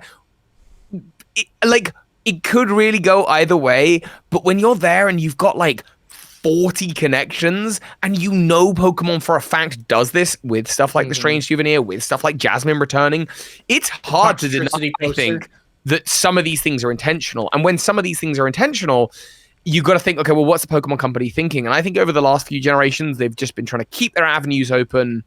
Are we doing Let's Go? Are we doing Legends? Are we doing Ilka? Are we putting Ilka to that? Are we just skipping on to the next generation? Are we doing more DLC? They want to give themselves options so that depending on how the market responds to the latest product they put out, they can go, okay, well, that's fine. Here's plan C, and that one involves this kind of game, and they can get that rolling. Yeah, Legends is so good, and I love it so much. But I actually am starting to get excited for something completely different. And I guess I just kind of hope it is, I do like what Legends is. I like that it's open world. I like that it doesn't focus so much on the combat, which maybe Lumi doesn't like. I don't like that there's no player the versus crafting. player. That was my big complaint about it. Sure. Because, you're I can't use Hisui and Samurai and Wi-Fi. They're, literally one of my favorite Pokemon of all time now. Until a year later. You smoked me with Samurai earlier this week. Yes, it did. So we also have a bunch of characters that were revealed. We talked about, what's his name? Cyrano. Cyrano. That's cool. What does that mean? I cannot get this guy's name in my brain. It's a French name. I keep forgetting it. So we got Cyrano on the Pokemon website. It says he's the director of the Academy, the king of the Academy. Director and founder, I think. Is that what it says? He says, it doesn't say founder, but he does say, this is welcome to my Blueberry Academy. Sure, okay. So it kind of is implied. I think it does say it. Do you think it does? I didn't see it, but maybe it might even. It might say on the website. Hang on. I mean, Bulbapedia says he's the founder, so I believe that. Hang on, let me double check. I wrote that. It also says that he's a longtime acquaintance of Director Clavel. which makes sense. I will say at the beginning when you asked about how we felt about the trailer, when I was underwhelmed, and then they hit us with like, oh, there's a bunch of stuff on the website. I was like, oh, cool. There's so much more on the website, and not so much more, but there's little tidbits on the website. So you haven't done too much talking. Maybe I can have you go off on Carmen and her little brother. I know you're a big fan of Kieran. No, not Kieran. He's a big fan of Carmine. Yeah, okay. Carmine. I mean, Kieran's all right. He's cool. He's a little bro. Little bro. No, I mean, there's nothing. I don't have much to say about them. I just really like her design.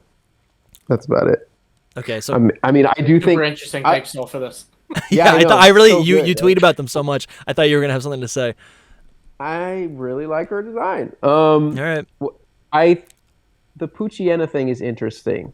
That was one of the bigger things. So Hoenn remakes. He did. Yeah. It does say on the site that he founded it. He found it. I just found it.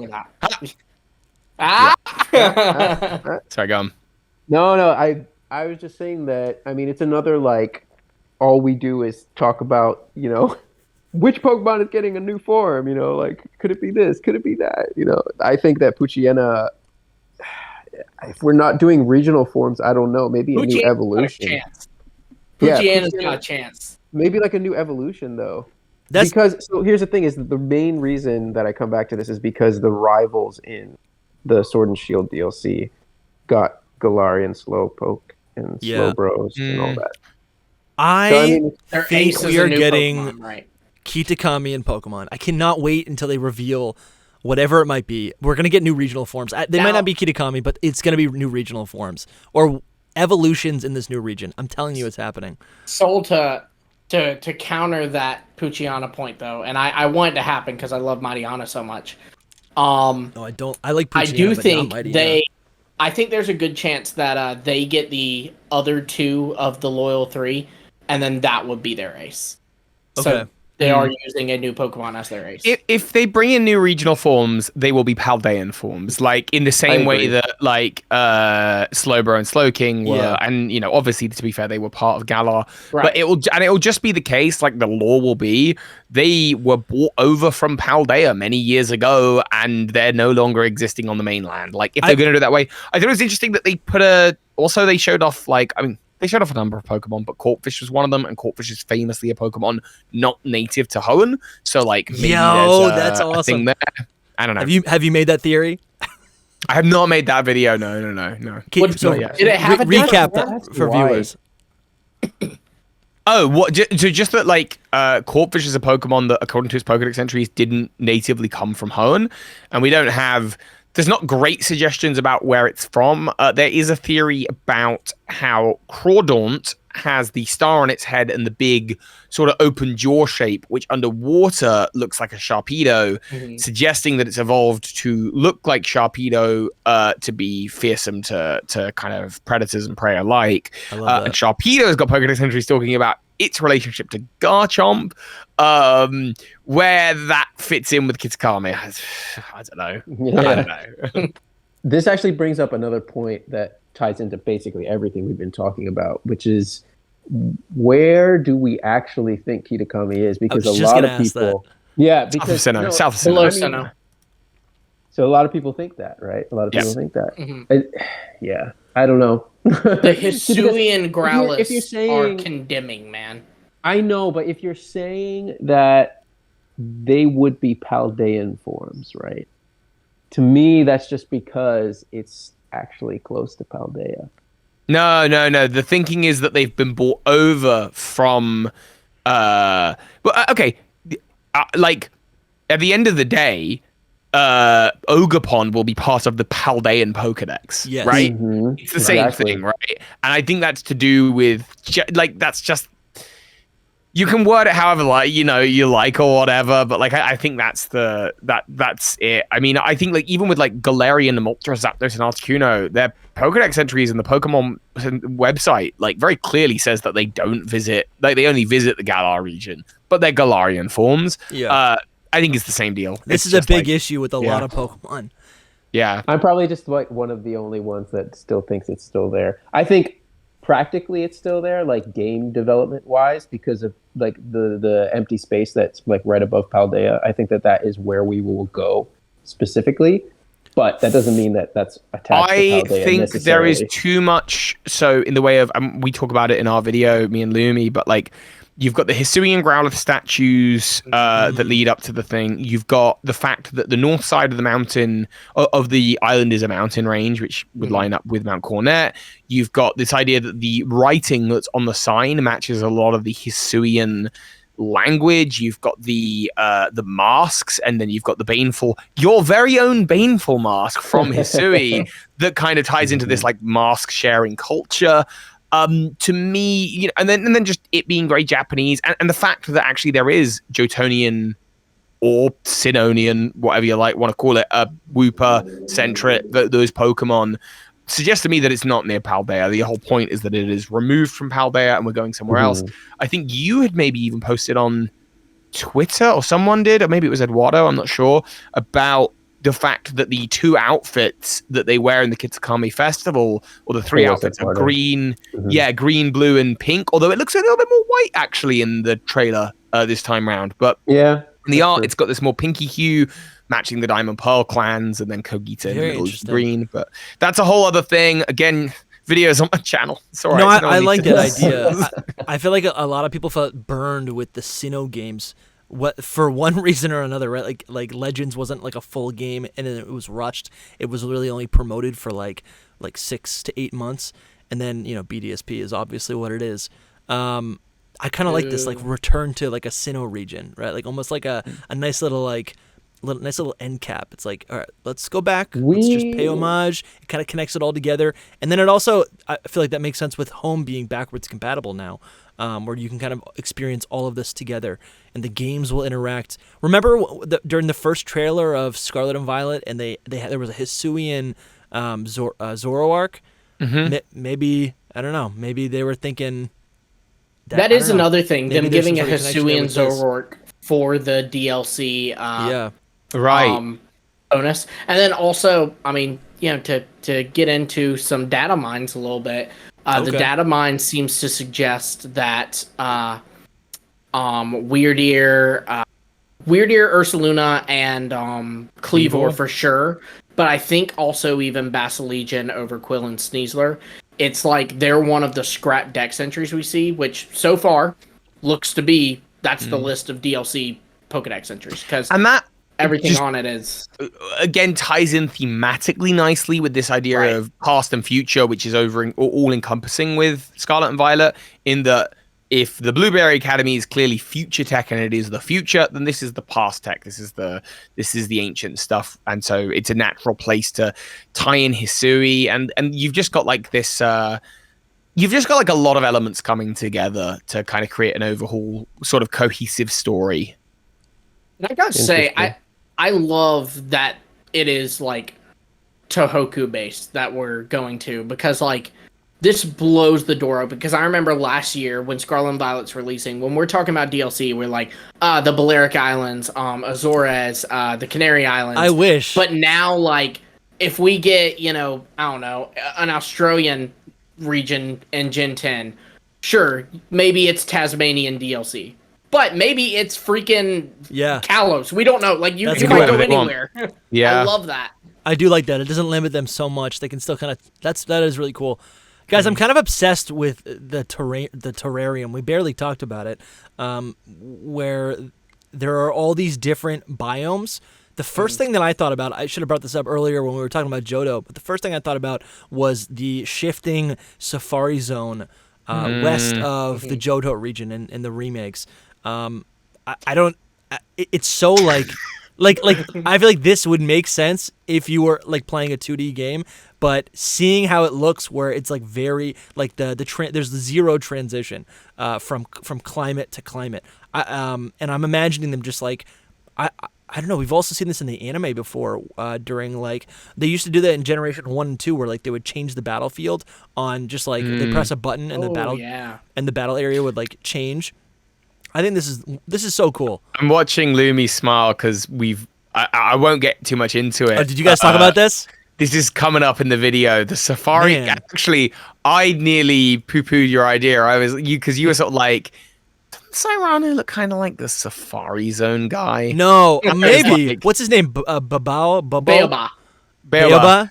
And Baoba. you said it, and I was like, yeah, I don't really know that means it. And then as we got further into the video, I was like, oh, this totally ties in actually, because the idea of Safari Zones and catered paradises, conservation areas for And then it being artificial too, like it being where would be it's artificial biomes. You have the marsh, and then you just go up a little, and it's like a grassland with Tauros. Yeah, and maybe if there's like, I don't know, if there's like 8 different biomes you can choose from, I kind of like the idea, just like how the Safari Zone worked in Johto, where you select which ones you want, and then you go out into the area. But just like I can imagine playing this where there's maybe some other things. Some other variables you could add on that change the rates of what Pokemon appear, the rarity of those Pokemon. Maybe there's legendaries involved. I feel like this would be an excellent, final addition to a game that kind of gives Scarlet and Violet a lot of longevity. Most of what I spent my time doing in Sword and Shield over the last couple of years was the Dynamax Adventures. So this is giving me that vibe. Yeah, I one thing that I noticed about the Terrarium, or rather, I guess the Blueberry Academy trailer, Indigo Disc. Keep wanting to call it Blueberry Academy, but that's not the name of the DLC. I like that though. You have in the trailer they show Pokemon terrestrializing there, and the interesting thing that I've seen people point out is they don't show it anywhere in the Teal Mask trailer, and maybe that's a coincidence, but it does make me wonder if maybe you can't terrestrialize, at least at first, in Kitakami. Lore-wise, that makes sense. We shouldn't be able to in Kitakami. Right, because if the Terrarium has because clearly it's the hidden treasure of Area Zero, people are pointing out the blocks and stuff. If it has a connection to Terrapagos and Area Zero, then it makes sense that Terrastal would be possible there. But, why would it be possible in Kitakami? Yeah.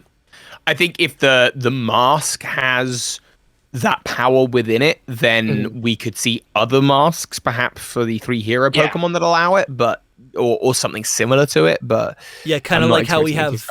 Yeah, kind of like how the I forget what they're called, the red orb and the blue orb in the Hoenn region. Right. They basically it's basically Mega Evolution, even though it's not. They just turned it into Primal Reversion. I could see that. I like that. So, do we have any more info? I'm going to go back to this. We learned about Lacey and Cyrano. Do you guys have any more information about, or did they post anything about the other? I think there's 2 other rivals. Let me pull up this picture. There's 3 other people. There's a guy with a cool mohawk. There's this girl who looks pretty epic, and then Chef. That's why I've seen people say that they think they're rivals to our rivals. Okay, Arvin and the Chef guy. That makes sense. Yeah. And then I think Penny. They think the girl with the glasses and the screws in her hair or whatever. And then Nimona, she just, anyone who wants to battle her, she's going to be happy with, so. Yeah.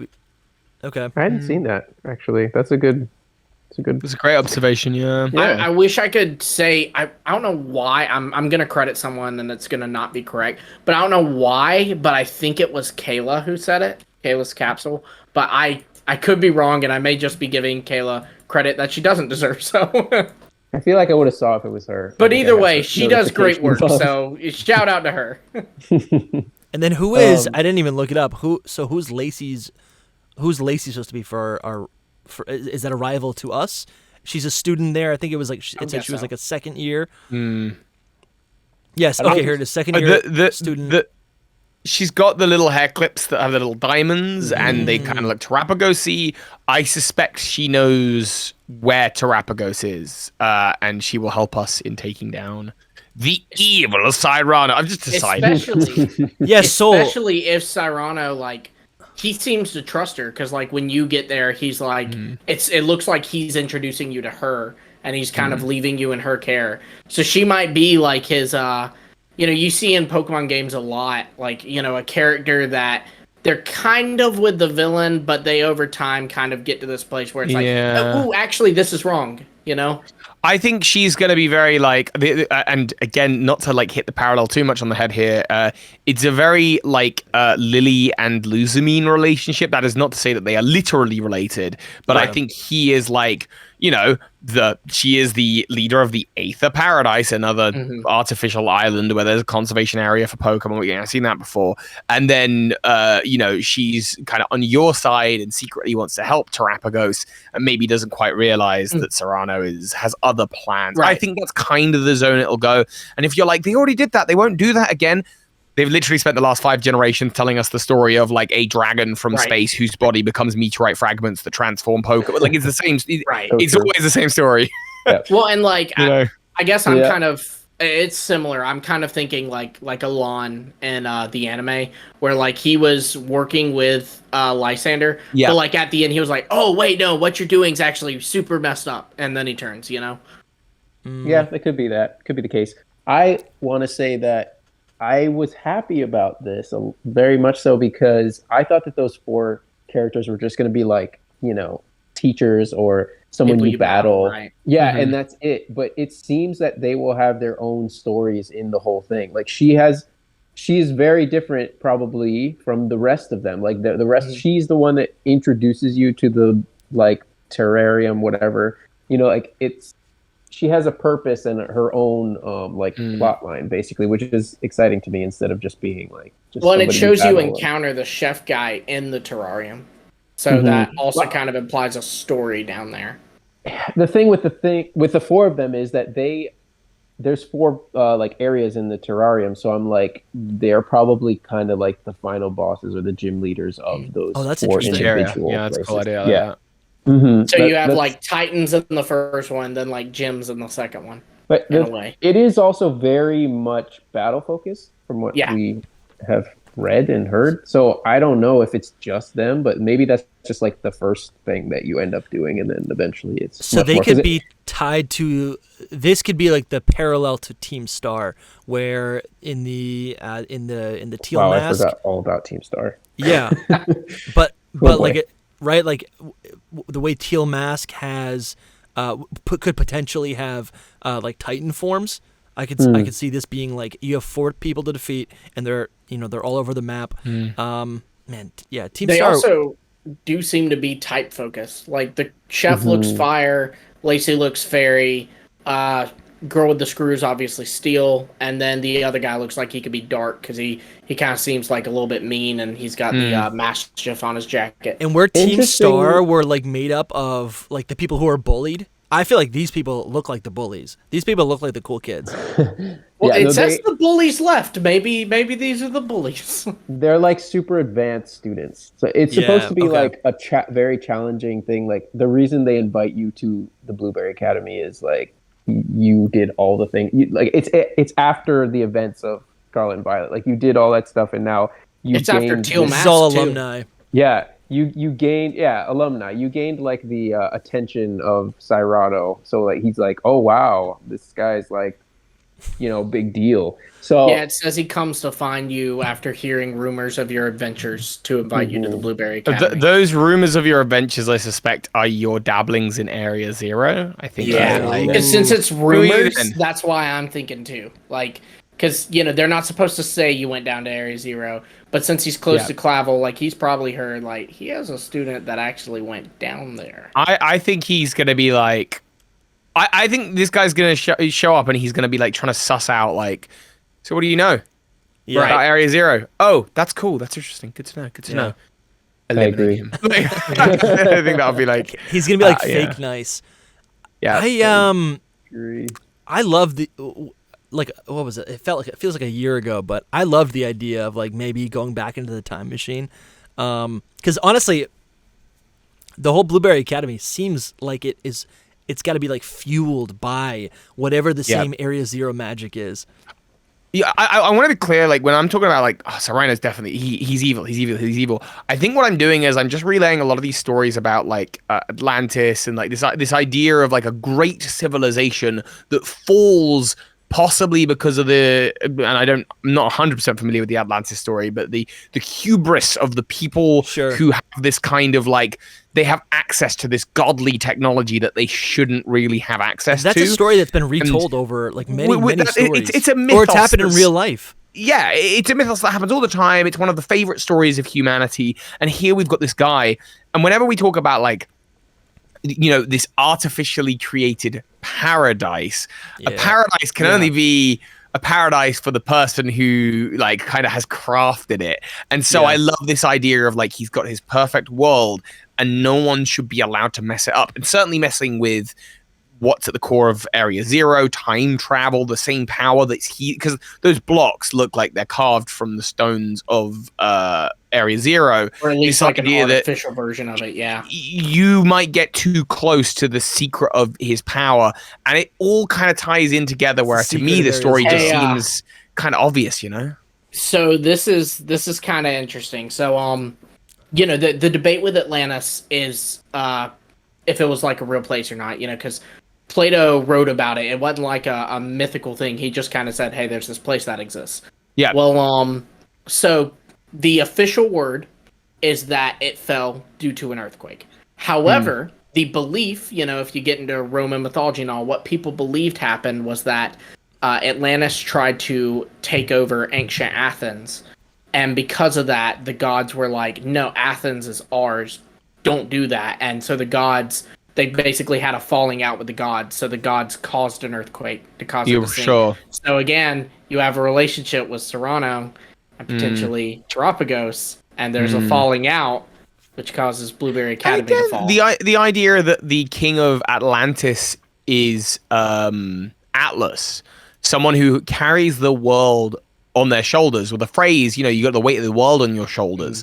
This idea that he has a great responsibility to this specific place, this area. And we said in the video, and I really don't want to give too much of the video away, but we said, like, you know, Area Zero is a number, right? The implication being that Area 1 exists out there somewhere, possibly, and that is what this terrarium is. He has taken the raw materials from Area Zero. He's taken the hidden treasure. He's taken Terrapagos, and with it has created his paradise. But now the secrets of that and the weight of that, the responsibility is on him as leader, as founder. And that's just don't get in the way, I think, is going to be his attitude. That really is like a threat to humanity, to think that he could just harness this and then try to recreate reality, paradise in his image or whatever it might be. I wonder if we've seen that. We've seen that. Yeah. Like I think, like Sander is like that, and I think Getsis is a little bit like Team that. Magma. That's Team Magma. Cyrus. Like, and again, it's just like this is a tale as old as time. I think. I think it's a pretty safe bet to say that that's probably the story, and that's why I'm so like, yes. Maybe that's why he even invites you over. Is it's kind of a double meaning. He wants to find out what you want to know, but he also wants to keep you out of Area Zero. Keep you out of Area Zero. I invite you into the middle of the ocean. You're not going to Area Zero much. Yeah. There's something here that you guys are dancing around, and maybe it's because you say it in the video. Maybe. Well, say it. Say it. What is it? I haven't seen the video yet. It's not out yet. What is it? I don't want to spoil it or anything. No, say it. Because what if we didn't say it? Then we want to add it. We're talking about the Paradise a lot here, and the Paradise Protection Protocol is a thing. Like, what if he is the bad guy? Because so many people have, for the longest time I was like, it's Terrapagos. He's the elder thing that's been like trying to stop us from destroying his We do talk about this in the video. Yeah, I figure, but it's probably this guy. Maybe he's the one that programmed those AI to stop, I think so. To stop you from destroying his paradise. People don't want Pokemon to be seen now as evil. Yeah. And so the idea that it's not actually, I sort of alluded to like, I think Terrapagos is like behind everything before we knew about the existence of Cyrano. Now we know about Cyrano and we've got all this other external information and these links to real world mythology. I'm thinking, no, of course, he's taken the hidden treasure of Area Zero and he is using it. I think the Paradise Protection Protocol, the paradise that they're protecting is not Area Zero. he's protecting his paradise. And again, that word paradise and the idea of like the technology of the Pokeballs locking due to a jamming signal is something we've already seen in Alola, where again, you've got that artificial island where there's an ecology down there for Pokemon. There's a jamming signal. You're not allowed to use your Pokeballs in the Aether Paradise, and it's called a paradise. I think that technology came from here. I think it's the same thing. Wow. I'm going to wait until you send your video out, but I will be posting something along the lines of just this as well. No, because I think that's what it is. I really do at this point. That just connected for me big time. Something that's neat too is it's only in the English version of the games. They do not say it in any other version of the games, but in the English version of the game, Annabelle refers to the Aether Foundation as the Alolan branch of the Aether Foundation, implying there are other branches of it. Oh, you're going even further. You're like extending. That's wild. I'm just thinking like it's probably like the treasure is what he has and that's how he created the terrarium and everything, the Blueberry Academy, and that's probably what he doesn't want destroyed. I don't know. I'm just still thinking about it a lot. It is also there's the idea then that and we don't bring this up in the video. Actually, we should have, and maybe we will. But it's the fact that the terrarium has the eyes. The Terra crowns, and again crowns, king. Okay, wonderful. So the eyes are viewing all of the battles that are happening around Palbea. And his school is dedicated to battling. Like that also is like that's not without some kind of, I think, purpose. I think they're trying to create a certain kind of powerful Pokemon trainer. I like that, by studying the battles of the Palbean world. That's a very Pokemon threat. And even with like, I think we say it in the video. There's I'm just like ruining our own video now. But I didn't even know you guys were making a video. Scattered throughout the episode. We're good. It kind of happens a lot, but it's just that you're not going in as depth, so you're good. You're right. Good. Yeah. There's so like in the UK we have the crown, but we also have the crown jewels, and these are our symbols of royalty. And now here we again, he's stolen literally the crown jewels because the Trastling creates crowns with jewels. That's cool. And like he uses the jewels, and it's like there's so like Pokemon have thought about this. Like there's that whole thing of like, I know people were like, oh man, Loxton's crazy. He's talking about like all this alchemy stuff. No. This is what they do. These things they tie in multiple mythologies. The reset's coming next gen. Next gen, big reset. We also talked about.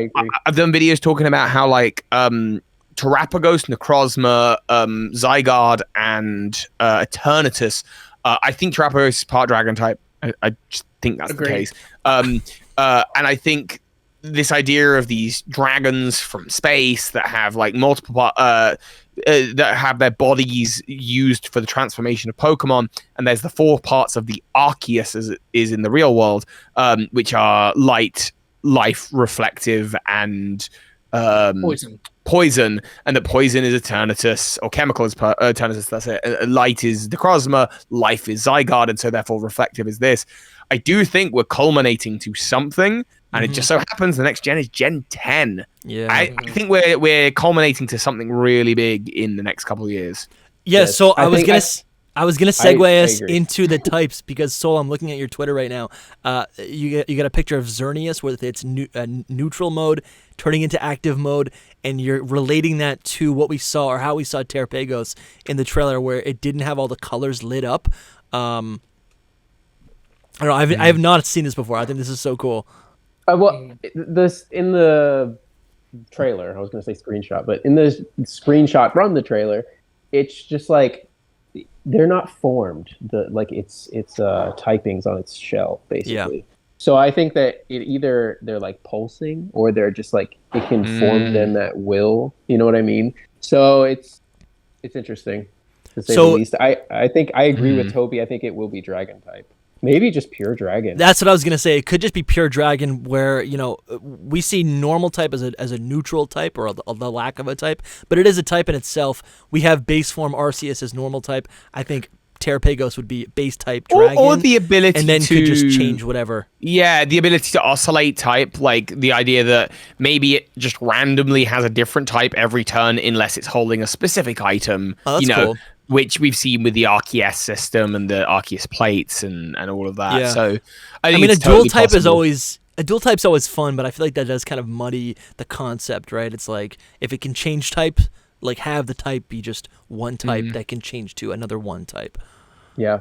I do agree though about the Arceus thing, that like it is definitely the reflective one, and we've done all of them, and so Gen 10 we will see something different and new. Something big, something new. Yeah. I know that, I think it was Eduardo on Twitter, maybe we spoke about it briefly, has mentioned that in their model of how Pokemon tie into real mythology, there's actually going to be like 8 creatures that are like this, but I don't know enough about that. It's to do with it's the Jewish symbol, I think, the circles that create the tree of life. Is it? Right. I'm not super familiar with it. I need to do more reading on it. He goes in depth with all of that stuff. I don't know how.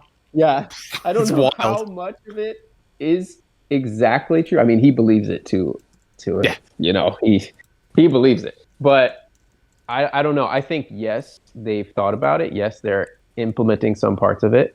But I don't know if they'll go all the way. I do think that this Arceus part of it they pulled from for sure because of Arceus itself.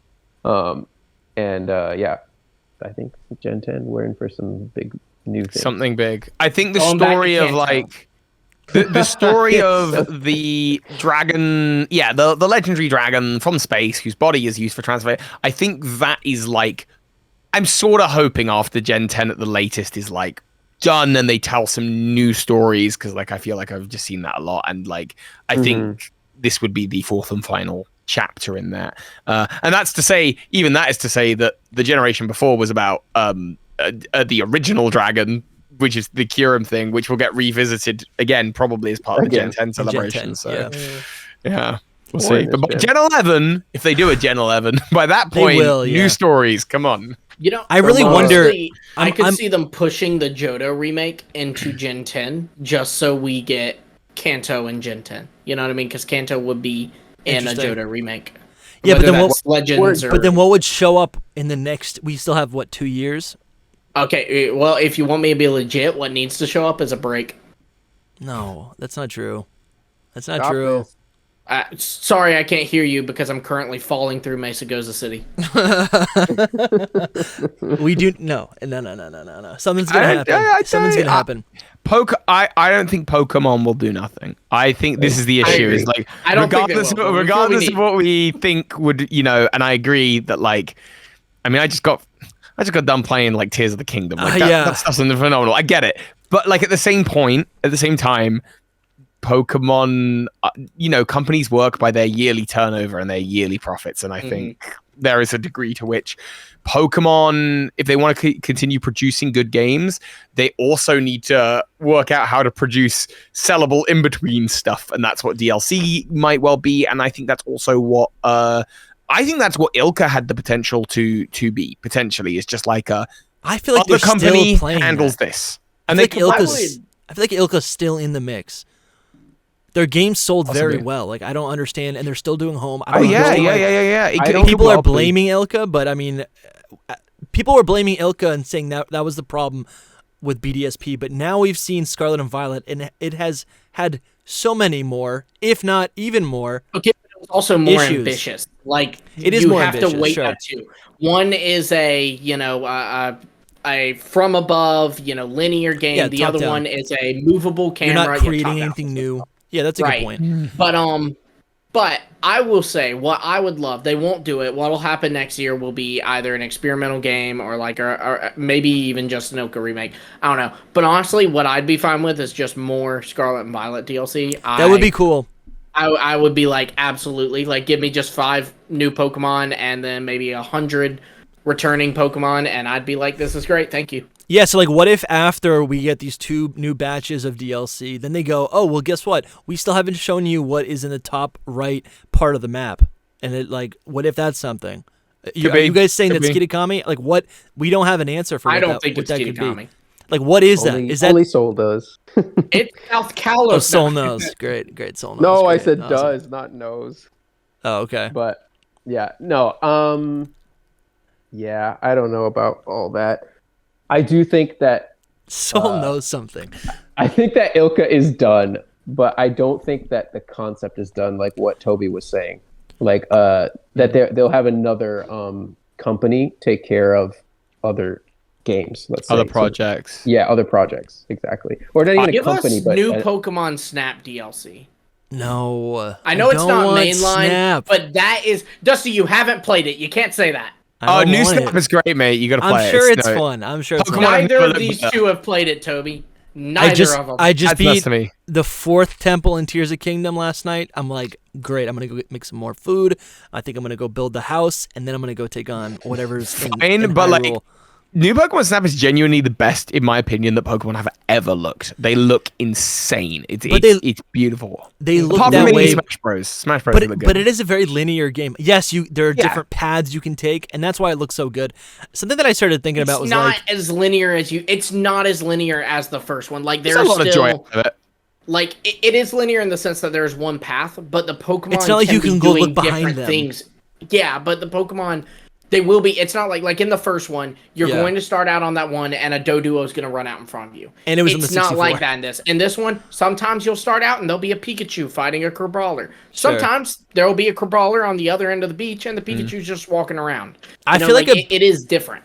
Yeah, I'll definitely play it at some point. I feel like a big issue is that Game Freak doesn't want to relinquish their 30-30 or 33-33-33 split on Pokemon, right? I get which is why I think those games where it's like, you know, I think BDSP is, again, just a clever way of testing the water. Do people want, like, would they buy the same game again? Like, would they? And the answer is, yeah, probably. 100%.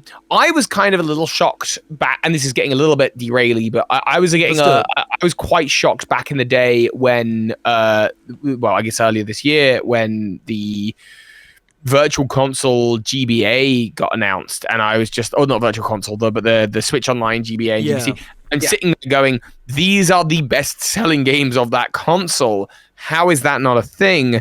And I know people would argue, you about the rights, and like, how do you handle that between all these companies? And I'm just Pokemon. like, they would handle it. Like, there's a lot of money on the table. If they it's want not like I'm trying to do it, and they're like, who are you? So it might well be the case that they don't want it to be free. Like, they don't want, I mean, you know, obviously it's not free, but, you know, they don't, like, we could tack an extra price tag. I think it was too, I think it was too close to the reveal or to the release of Scarlet and Violet, and it would just, like, interrupt the hype and the need and the want for a new game, which is DLC later this year. So now I'm starting to think this isn't going to happen until 2024 mid-year, like in the summer or something. There's gonna be a time, like, I mean, you say sort of about, like, you know, Gen 10, like the idea of, like, before Gen 10 comes out, Gen 1 coming out as a again, like a hype builder. I think what when we zoom out away from the DLC, we realize that 2024 and 2025 are build up to that 30th anniversary and probably Gen 10. This is Pokemon's last huge anniversary until like the 50th at this point. Yeah. There is so much importance on that date and on whatever that game is. And I think that whatever gets revealed at Pokemon Day next year, whether it's nothing or whether it's a whole string of things, all of it is within the context of that date. I think it's all about how do we now gear people up ready, get them excited, make Pokemon a huge kind of cultural moment, like beyond what just an ordinary game release. It was another Post Malone concert. I think they're just kind of like, they've got every option to play with. They can do Ilka remakes, they can do Legends, they could do Let's Go if they wanted, they can do re-releases of old games, they can do more DLC, they could do more DLC for Legends Arceus. Like, what's their oyster? I don't know. It's like, what would be deserving of that though? Because I feel like in a lot of ways, it's like, I love Johto, but how important is that really for the series, right? I love Very important. How it's important Pokemania. It's part of the Pokemania age. It's also like we think the OG is Kanto. But if you think about it, the OG is really Kanto and Johto because that was that's the basically plan, what you know? you just said. Yeah. Yeah, it's like that is Pokemania, both of them. Yeah. Well, and also Johto, and Johto quite literally has Kanto in it. So that alone is reason enough for Game Freak to go, boom, we got to put Kanto in. Yeah, it's interesting.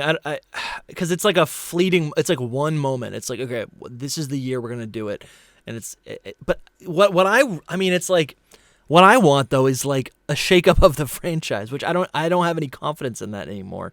I'm like, I don't think if that's gonna happen, I think that will be after Gen 10. It might be Gen 10, but like something as big as like an open world game. We already have that. Like an MMO game, right? Where it's like kind of what Lumi was saying, where it's like you go somewhere and you just, it's like, what if this is something I was thinking about earlier. Pokemon Home being backwards compatible now completely blurs the lines of what a generation really is. Yeah. Like a generation now is like a console, like a Switch. Like any game that's on a Switch is that current generation. So what if Generation 10 they introduce a game where every 2 years, let's say, they add on like a new region, something exploratory like that, right? The next, that's the other context that's happening is we are coming to the end of probably the Switch's, main lifespan. Yeah. They will be developing with that in mind as to what's coming out next. I really think that, and also you got to think about this company going, okay, what is the 50-year plan? We've gone for 20, 25, 30 years. We've been a very successful company doing the same thing over and over and over again. Will that kind of routine continue to be successful for another 30 years? Yeah. Or will actually by generation 15, 16, are people going to be so disenfranchised if we keep doing the same thing? I think they've really rinsed this formula for a lot. And it might be the case that actually there's still a lot of longevity in that, but they might go, do you know what? We need to use that 30th anniversary, that Generation 10, that new like Nintendo console as an opportunity to set up what the future of Pokemon's going to be for the next like 20 years. Like they're going to be thinking in that scale, I hope. I think so. I agree. Yeah. I think they have to if they want to continue to survive. I think that's just how it is. They had a what real are we boom thinking in for Gen 10 2016. region? For where it's going to be? Yeah, like where is it going to be? It's not going to be China. It's going to be New England. It's going to be Boston, New Hampshire. It's going to be, I think that's what it's going to be. That would be sick. All right. I would. It attaches. Full-time Bakugan player then. So I was kind of kidding, but that would be kind of sick if they made a region that would like actually connected to Unova, because that's, Unova's going to be the Gen 5 remake. That'd actually be kind of sick. Bro. In New England, I was kidding, Australia. but New England does actually connect to New York. So. Do Australia. Australia is sick. Australia feels like it's a continent, it's a country, it's its own culture. It's like legendary when it comes to like all the different, or like notorious for all the different like animals and unique creatures that are there. It's like hostile. It's also like, you know what I'm saying? Like I feel like it's just like Australia. I think we're gonna know by. So let's say Gen 10, let's say, for example, Gen 10, 2026, 2027, 2028. I think by 2029, 2030, we will know more or less what Pokemon's going to look like for the next 20 years. Like, I think we will know, like, so this is their plan. It is either to continue just doing more of the same, or is they're shifting into this new direction. And I really think that will be it for the long haul. And kind of if I'm still sitting there in whatever our equivalent of Gen 11 is, and I'm going, I'm not really enjoying it. Yeah. That's just going to be Pokemon for the future, I think. My hope it's a big change. There definitely might just be some growing pains right now. I feel like this last 5 years, all of these 3D games have just been like lacking in terms of like how they're actually delivered. Like I feel like if you go back, all of the older games are still they cut corners all the same in all the 2D games, but it's just you can't see the cut corners. I think this idea of past and future would be a wonderful way to get us ready and transition us into a world where we have, we see a lot of those games like the Octopath Travelers and all of that stuff, where we could see a world where it's 3D world, 2D sprites, and you get that charm and that character, and you don't need to be creating big complex 3D models that have crazy battle animations. You do it all within this pixel art form. they know that while Pokemon audiences, there are young Pokemon audiences, of course there are. That's a huge part of the demographic. There is this kind of nostalgic older fan base that is a big part of that. I think they could appease us both. But we'll see. We'll see. I think, if there's a generation to experiment with that, again, I hope Gens 10 to 11 is like the time to do it. I agree. So in 2016, I think it was 2016, when Pokemon Go launched and it actually blew up, that was a huge revival for Pokemon. That was when Pokemon was actually put back into the #1 grossing, media franchise of whatever, right? So that's we're coming on 10 years of that status and that hype. That was like, okay, so like I feel like what they've done since then is try all these different formulas, and things have failed. Right, things have failed, but they've also, I feel like with the main, they've hit some winners as well. They have hit some winners, and I feel like they also.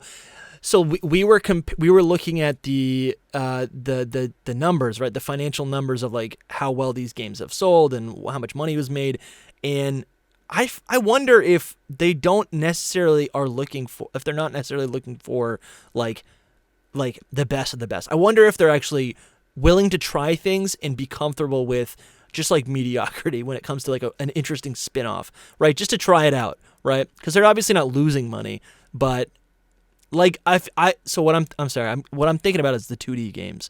Like those sound so amazing to me, but Lumi says it as a younger person that he doesn't like that, and I'm sure there's plenty of people who don't like that. I'm not that young. No, I know, but right, that's true. You don't like those, right? No. You don't want the 2D games. Wait. I love the 2D games. I love the 2D games. But I am like, okay, it's 2023. Give me something that's one thing I look for in Pokemon is immersiveness. That's why I know that a lot of older fans don't really care as much about camping, picnicking, those things. But I like those things just because to me it's like that's what's real. Like if I'm sorry, but if I had a Pokemon, I would be picnicking. But that could still be done in a sprite art style. Like, but the sprite art style now, and I have a counterpoint to my own argument here. The sprite art style is not quite as immersive. However, counterpoint, neither is a 3D game where I'm just clipping through the ground half. Yeah, that's what I was gonna say. I disagree. I disagree in that, like, when you look at the sprites and like the sprite animations of Gen 2, 3, 4, 5, you're looking at these like really, like, if they have limited amount of frames to convey what's the personality of these creatures, and they often are really depicted as creatures, and that to me is more immersive than the toys that we're looking at in the modern days, where it's just like, yep, that is what every Togekiss looks like, no matter how you frame it, no matter how you angle it. That's just what Togekiss looks like, and it doesn't have, I felt, a lack of like personality. I mean, people talk about like the old Ken Sugimori art style looking like, depictions that you would find in an adventurer's notebook of a creature posed as it would with that attitude, and that, and when you look at it, when you look at a lot of those creatures as they are in the more official art now, they're very like, I don't know how to describe it. It's very much like, this is the official art, this is how it looks, do not break the mold. It's like a cartoon character.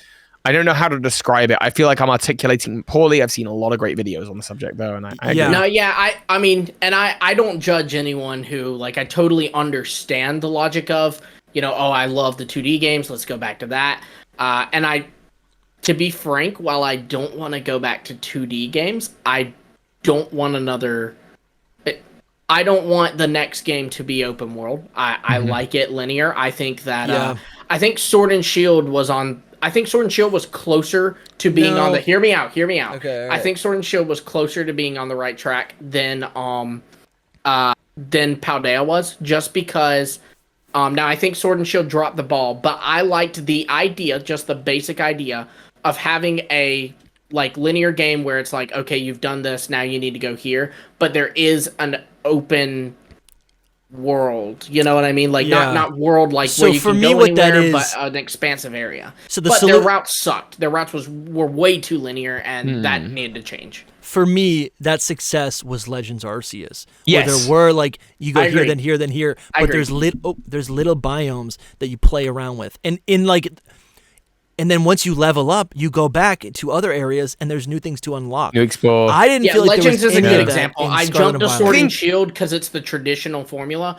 but that's what I'd say is do Legends Arceus, but in a traditional formula. Like Legends gems, Arceus with like little communities that live in each area, Yes, please. you know, that kind of thing, and yeah, like totally, like more areas that are locked off by way of progression that you can go back, like come back to.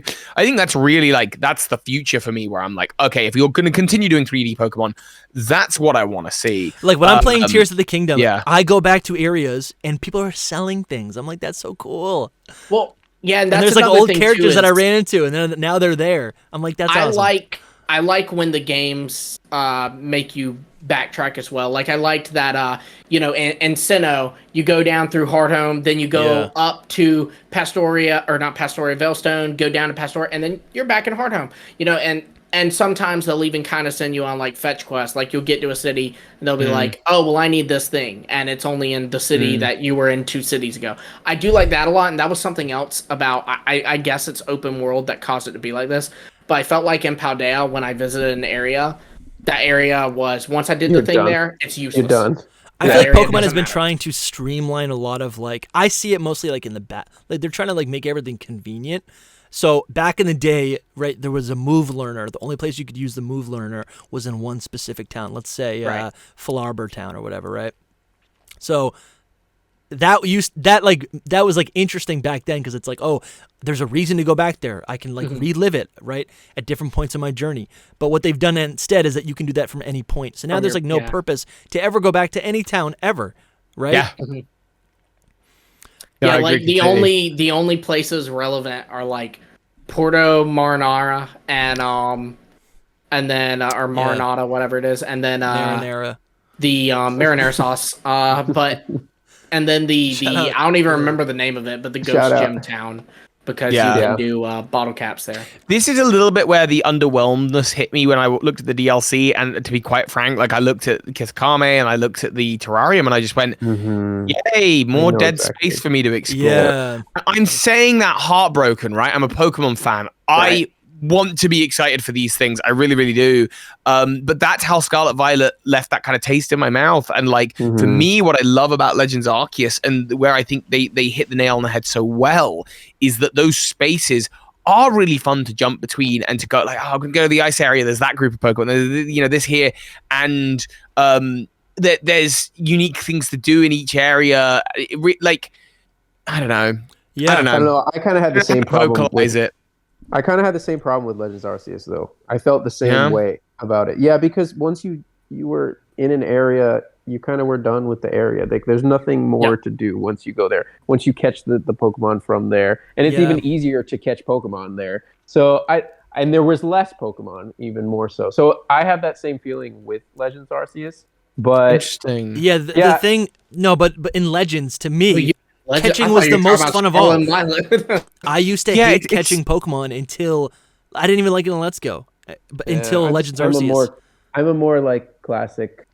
Pokemon that's how I am with. I'm with you on that. So that's why I said like the Legends formula of segmented open worlds, but still like you can't go to point B until you've done what you need to do in point A. But there's so much to explore in point A other than just the thing you need to do.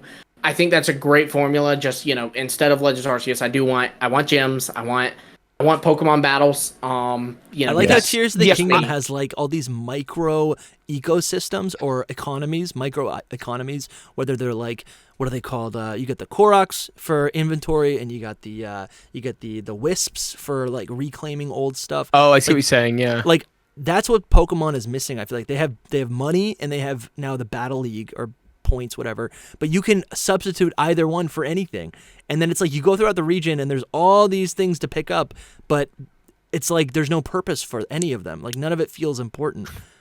Yeah, I've been building up my bankroll of battle points in Pokemon Home for about 5 years. Yeah. It's not 5 years because it's not been around that long. But it pretty much has just come out. And I have no idea what to spend these battle points on because I'm just like, they're just life I've orbs. got effectively endless money in the world of Pokemon, and I just don't know what to do with any of it. That doesn't mean anything. It is really good if you do a lot of competitive. If you're into competitive, stuff. I will say that. Right, I do sure. competitive. I mean, I've got a whole channel where I do battle videos, and I mean, so I utilize it. I'm broke all the time. So you gotta get some from Toby. I'm starting to really like the idea. We mentioned it earlier, but like I think it'd be a really interesting solution if the Generation 10 game was, just your classic Pokemon game, but then instead of immediate DLC, maybe they have these other companies in the interim. They have these other companies produce like more experimental games, whether they're BDSP or 2D, whatever. And then maybe like, let's say 2 years later, not 3 years, but 2 years later after the main series Gen 10 game, they give us another game, and it's not Generation 11, but it's like another region that we could go to as post-game for Gen 10, or because it's a DLC, you start your adventure in Generation 10, whatever region that is, and the first gym you choose could be in that new area, in that new region that came 2 years later. So basically now you have this like, over the course of maybe like 6 years, so it'll be like 2. Like you have this like ever evolving region. It's the same engine. They can continue to like fix it. Because games can really be, I always go back to Skyrim. Like I played that game so many times in so many different fashions. Every time you play it, there's a new way to play it. And what I miss in Pokemon games is the replayability. Again, going back to everything being convenient. There's no reason to reset my game and like play through it again, right? It's just like, you can do it obviously, but in fact, it's de-incentivized It because is. the opening of those games are so even Legends Arceus, which is my favorite. I think the opening of Pokemon games nowadays are friggin' criminal. Like Sun and Moon is like it's like be 2 hours. Yeah, really. It's awful. But like, how much fun would it be? And this is why I'm like, this would be the coolest thing in the world if I could start up a Kanto game and then play through it, but then go to Johto after. All right, maybe that's a bad example. But you know what I'm saying? Like to just like if I were to boot up the Gen 10 game and then go to the other region first, and then you would, to also do this, you would also have to make it where those 9 to 16 gyms are scaling, right? They have to like now not be level 10 Pokemon, level 20 Pokemon, level 30. They got to be scaled up as well. So there's probably a bunch of issues. I have no idea. If you're a game developer, or a game planner, or whatever, like let me know if any of this makes sense. But to me, how could it be any different than DLC? That's how I'm looking at it. Because when we're gonna get DLC at the end of the year, and if you do start a new game, you're gonna be able to go to the DLC first, or at least that's what you could do in Scarlet and Sword and Shield. Once you get to Mesa Goza, you can do Kitakami. I think with all of these, not Blueberry. With all these games like Skyrim, Fallout, Zelda to a degree, like there's always the early Vault, or with Skyrim there's the early attack on Helgen, and then there's like all these things, and it's like trying to keep that bit relatively short, or if it is going to be long, like I think Tears of the Kingdom's intro where you've got to do the Sky long. Island, it is quite long. It is no denying. But as soon as first of all, it's a really fun tutorial to engage with. You can combat it a number of different ways and definitely incentivize that replayability. But then also, like, the moment it's over, do what you want. I really think Pokemon does that and has managed to do that, in that, like, once you get to Mesagoza, you can do that. But it's that first portion, in my mind, is just, it's not fun to engage with. It's not fun. I just want to get it over and done with so I can get to the game that I was should promised. Not feel like a chore. Yeah. I feel the same with Legends Arceus, honestly. It doesn't the first time, obviously. But if you want to play it again. I don't know, like, even with the first time, just because it's like, walk here, dialogue, walk here, dialogue, walk here, dialogue, and it's just like, let me engage with the world. Let me, make some decisions. Let me choose something to say that this was my run through. Even when you get to the first area in Legends Arceus, it's still like that for a little bit. It really is. Like, it's not until you start unlocking rides that you're able to branch out. I desperately before that even. Yeah, you think? I feel it still takes a long time though to get to before then. It's about 2 hours. Yeah, but you can still capture. So what I'm pushing back on is, The intro in you can Legends go in Arceus there. is slow, but it's not like it starts. It's not like it's prolonged until you can get ride Pokemon. I feel like the game's a lot of fun when you don't have ride Pokemon. When I was playing that game, like it was scary. It felt so scary and like everything felt way more important. Navigating on foot. Have you replayed Legends Arceus? A couple months ago. Yeah. Okay, because I was going to say, because I feel like though that wouldn't be true if, again, like we're discussing, you beat the game and then you boot it back up, restarted. You know, like it's not as scary now because I just did it. Yeah, that could be true. So that's more of a first time playthrough. But I think it's like you can still capture Pokemon, right? It's like the older intros where you get off. And to be fair, Scarlet and Violet does that like a little bit in that once you've got Miraidon, Koraidon, but before Mesagoza, there is an area where like where one of the ruinous quartet is, and you get to explore it and that kind of thing, and like that's fine. But I really feel like it's by that point the tutorial should be over, and you should be free to like go and do whatever it is you want to do. Like that's the point. Why didn't they just say, hey? Koraidon and Miraidon, like when you get to the city, you could probably ride on that, and then now you can ride on it. Like instead, they made you go through the treasure hunt begins. Oh, now you can ride it. All that. I feel like they should have allowed you to do that, and they could have just had the gyms like be closed because you haven't yet activated the treasure hunt. They could. There were easy ways to get around it. Or just like you go do the gyms, and then at some point you come back and there's like this. Oh, there's a gym chat. Oh my goodness, look how many badges you already have. That's kind of wild. That's like and you can do it in any order that plenty of people will go straight to Mesagoza and see those cutscenes in the correct order. But like I think it really should just be up to people to choose whatever story suits them best. And I think that's what's always fit Pokemon. I agree with all of that. I would have just loved level scaling. I don't want to go into like a big level scaling wasn't for me. But just that if that was level scaled, then it would make all the difference. Then I would be like, yes, everyone should be able to go do whatever you want. I actually am anti level scaling. Really? Controversially so. Yeah. And that is on the basis that maybe there's still a way of handling it, but if your Pokemon are level 10 and the game goes, okay, you're going to the first gym, your Pokemon are level 10, we want to give you a little bit of challenge, so they're going to make them level 12, right? And that doesn't matter which gym you've done, which gym you come up to, it's going to be a level 12 Pokemon. And now you do that, and you go to your next gym, and your Pokemon are level 20, and they go, I want to give you a little bit of challenge, so this is your second gym, they're like level 22, 23. What that means is that Game Freak is deciding the difficulty of these gyms. And I actually think that's a bad thing, because if they decide, anyways, aren't they?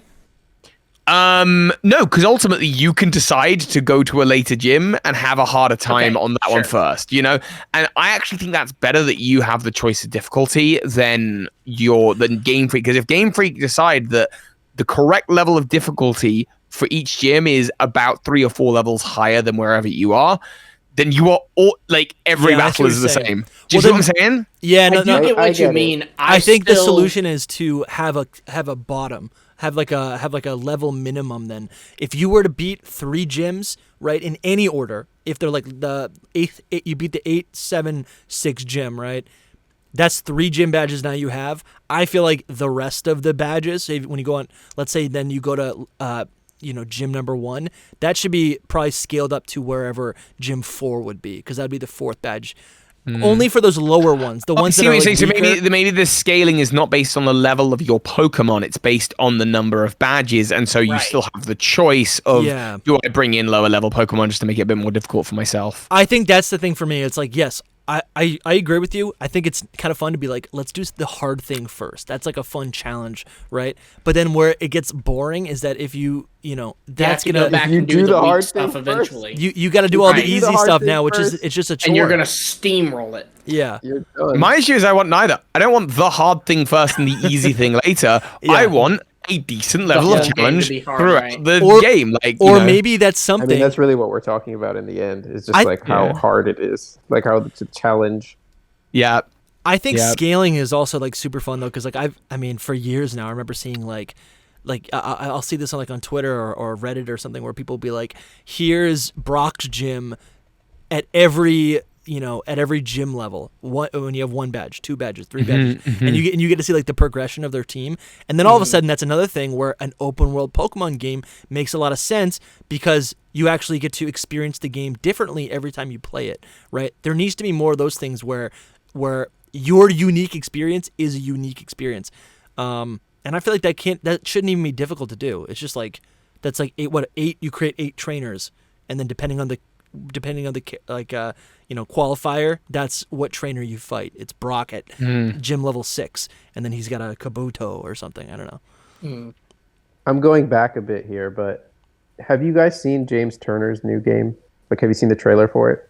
Is that the one yes. where it's like hopping, like it's almost like they're toys, they're little or something? I vaguely remember. Yeah. I just made 0 sense, but that's fine. I know what you meant. Thank you. Toby's on the same page as me. Oh, we connected. You guys just had that moment again. Realization. Yeah. Anyway, this game looks incredible, and I don't know, to me at least. And I was just thinking about it when you guys were talking about the 2D, 3D debate, and it does both. Oh, that's so cool. I don't have a layout for this. If you guys want to stop talking for a second, I can show it on screen. For 1 second. You actually did. Okay, I don't even know if I have the layout for for 1 it. second. No, this isn't gonna work. It's not gonna work. Anyway, all right. Leave it in there. Don't edit that out. I'm not gonna edit it out. This is so cool. I went it's like Paper Mario. Yeah, it is like kind of like Paper Mario, or like what was the Plucky Squire? Yeah, the Plucky Squire. Okay. The one that you played, No, I'm Dirty Dan. Zach, maybe was the Zelda one that you like. I played Link's Awakening. I played Link's Awakening. I didn't play the most recent one though. I played the original. Oh, okay. Well, either way, that's kind of the idea that they're going for, but it's all like hand drawn. Either way, he was working at Game Freak, and I'm just like, get this guy back and do this with the Pokemon. Yeah. No, I truly very much believe that like taking a more definitive artistic style, like this does not need to be a fight about 3D versus 2D. There are so many ways to incorporate sprite art or 2D drawings into the world of Pokemon. And I think that like to call these things experimental is kind of weird. Like even in the genre of movies, we've seen that like Spider-Verse was really, it was really experimental. But actually now it was experimental. And because of the success of it, we're now at a point where actually Puss in Boots and Teenage Mutant Ninja Turtles are like, it's experimental because it hasn't been done before, but this will do it. And I think there are so many successful artistic games that are coming out, and I just want Pokemon to. I want to yell at them like, "Come on, take a risk, dang it!" And I think BDSP was kind of that, but it just like BDSP should have been when you put it side by side with Zelda Link's Awakening. When you put it side by side with Link's Awakening looks so much nicer. It's hugely different. Yeah, and it's because of the art style. I don't do it. Yeah, 100%. Yeah, and I think we talk about 2D versus 3D because, like, as someone who's not an artist, that's the only thing that my brain can like comprehend. Of course, like you hang out with Phoebe a lot, who's like, I'm sure you're in that space all the time.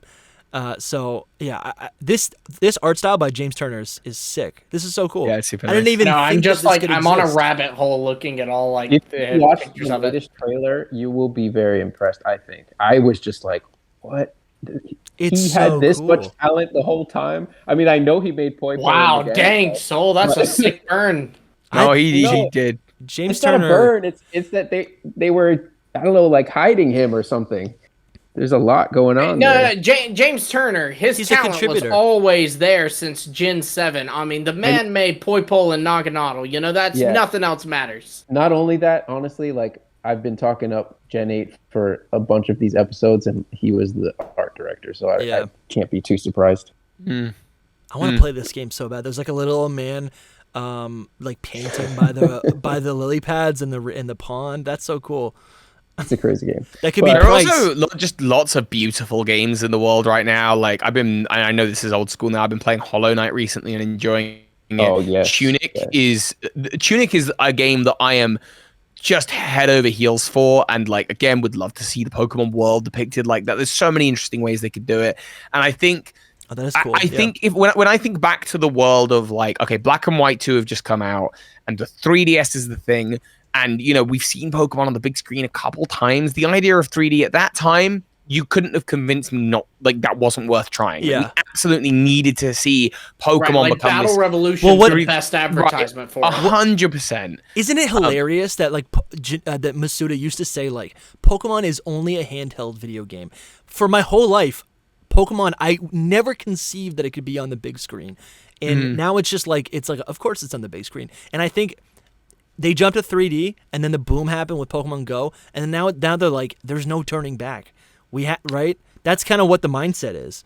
I think they've got to take more risks. They've got to do more creative arty stuff. I will propose to you something with the whole Super Mario Wonder and the recent like Sonic, the new Sonic game as well. They both went back to their original thing, but in this like really beautifully done graphic style. I think that it could be on the horizon for us to get something similar. We'll see. I think, like I say, by the time whatever and again maybe the concept of generations will be out the window, but like by the time we get to 2030 and whatever version of generation 11 exists, like by that point we'll know pretty well whether like Pokemon is like doubling down and they're like, this is the thing, this is the routine that has worked for us and will continue to work, or whether they're trying out new stuff and actually they've got some big 20-year plan for the like new rebooted world of Pokemon that and I think Gen 10 is a wonderful hinge point, because it's the point where you revisit Gen 5 and you say, wow, look at where we were halfway along. Here's where we are now. Look how this is the best of Sprite World and this is the best of 3D World. Yeah. Now's the time to try it together. I don't know. But they showcase both of those things. Yeah. We've come a long way from the DLC discussion. Yeah, definitely. Yes. Is there anything else you guys want to talk about for the DLC? I feel like we touched on a lot of it. I have one question for Toby about the DLC. All right, hit me. What you got? It's really not that big. What do you think about the 3 loyal Pokemon and now that you've seen them in 3D? I like Monkey Dory. I like them. I think they look good. I don't know. I don't really have any negative thoughts. What do you think about them? Wasn't it the last time we spoke you didn't like them? Was that you? I think it was you. I don't think we've talked to Toby since DLC was announced. We talked to him before DLC was announced, like when we last had him on. I was under the impression you didn't like them, so that's why I asked.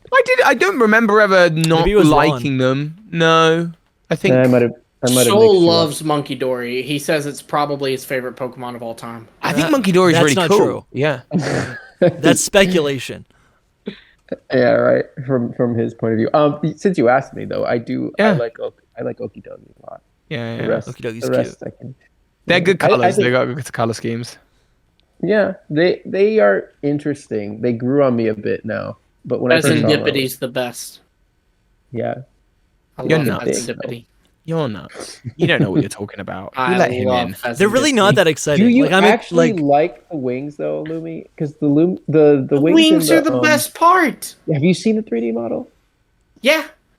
It's kind of weird. Was it you who saw who was I think it looks great. I think Phesandippity gained a little weight. Yeah, he said that. Yeah.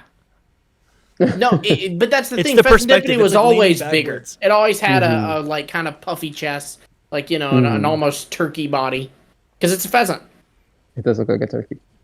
But anyway, that's it. Yeah, I think we've talked about plenty. Toby, thanks for being on the show today. Thank you so much for having me. It's always a blast to talk with you guys about this stuff. I'm excited to watch your video with Lumi. I didn't even know that was right? happening. We got 2 videos. Plural. Videos. I'm going to do the plug. We got 2 videos coming out across July on my channel. I'm telling you, the thumbnails are and they cover a lot of the topics we've talked about today with little bits of extras all packaged in to tell nice little theory stories. I could not have made them without Lumi, because I really just I was feeling so I don't know about the DLCs, and then we just got talking about it and it was like idea after idea after idea. It was really cool. So look out for those. They'll be on my channel, Bird Keeper Toby.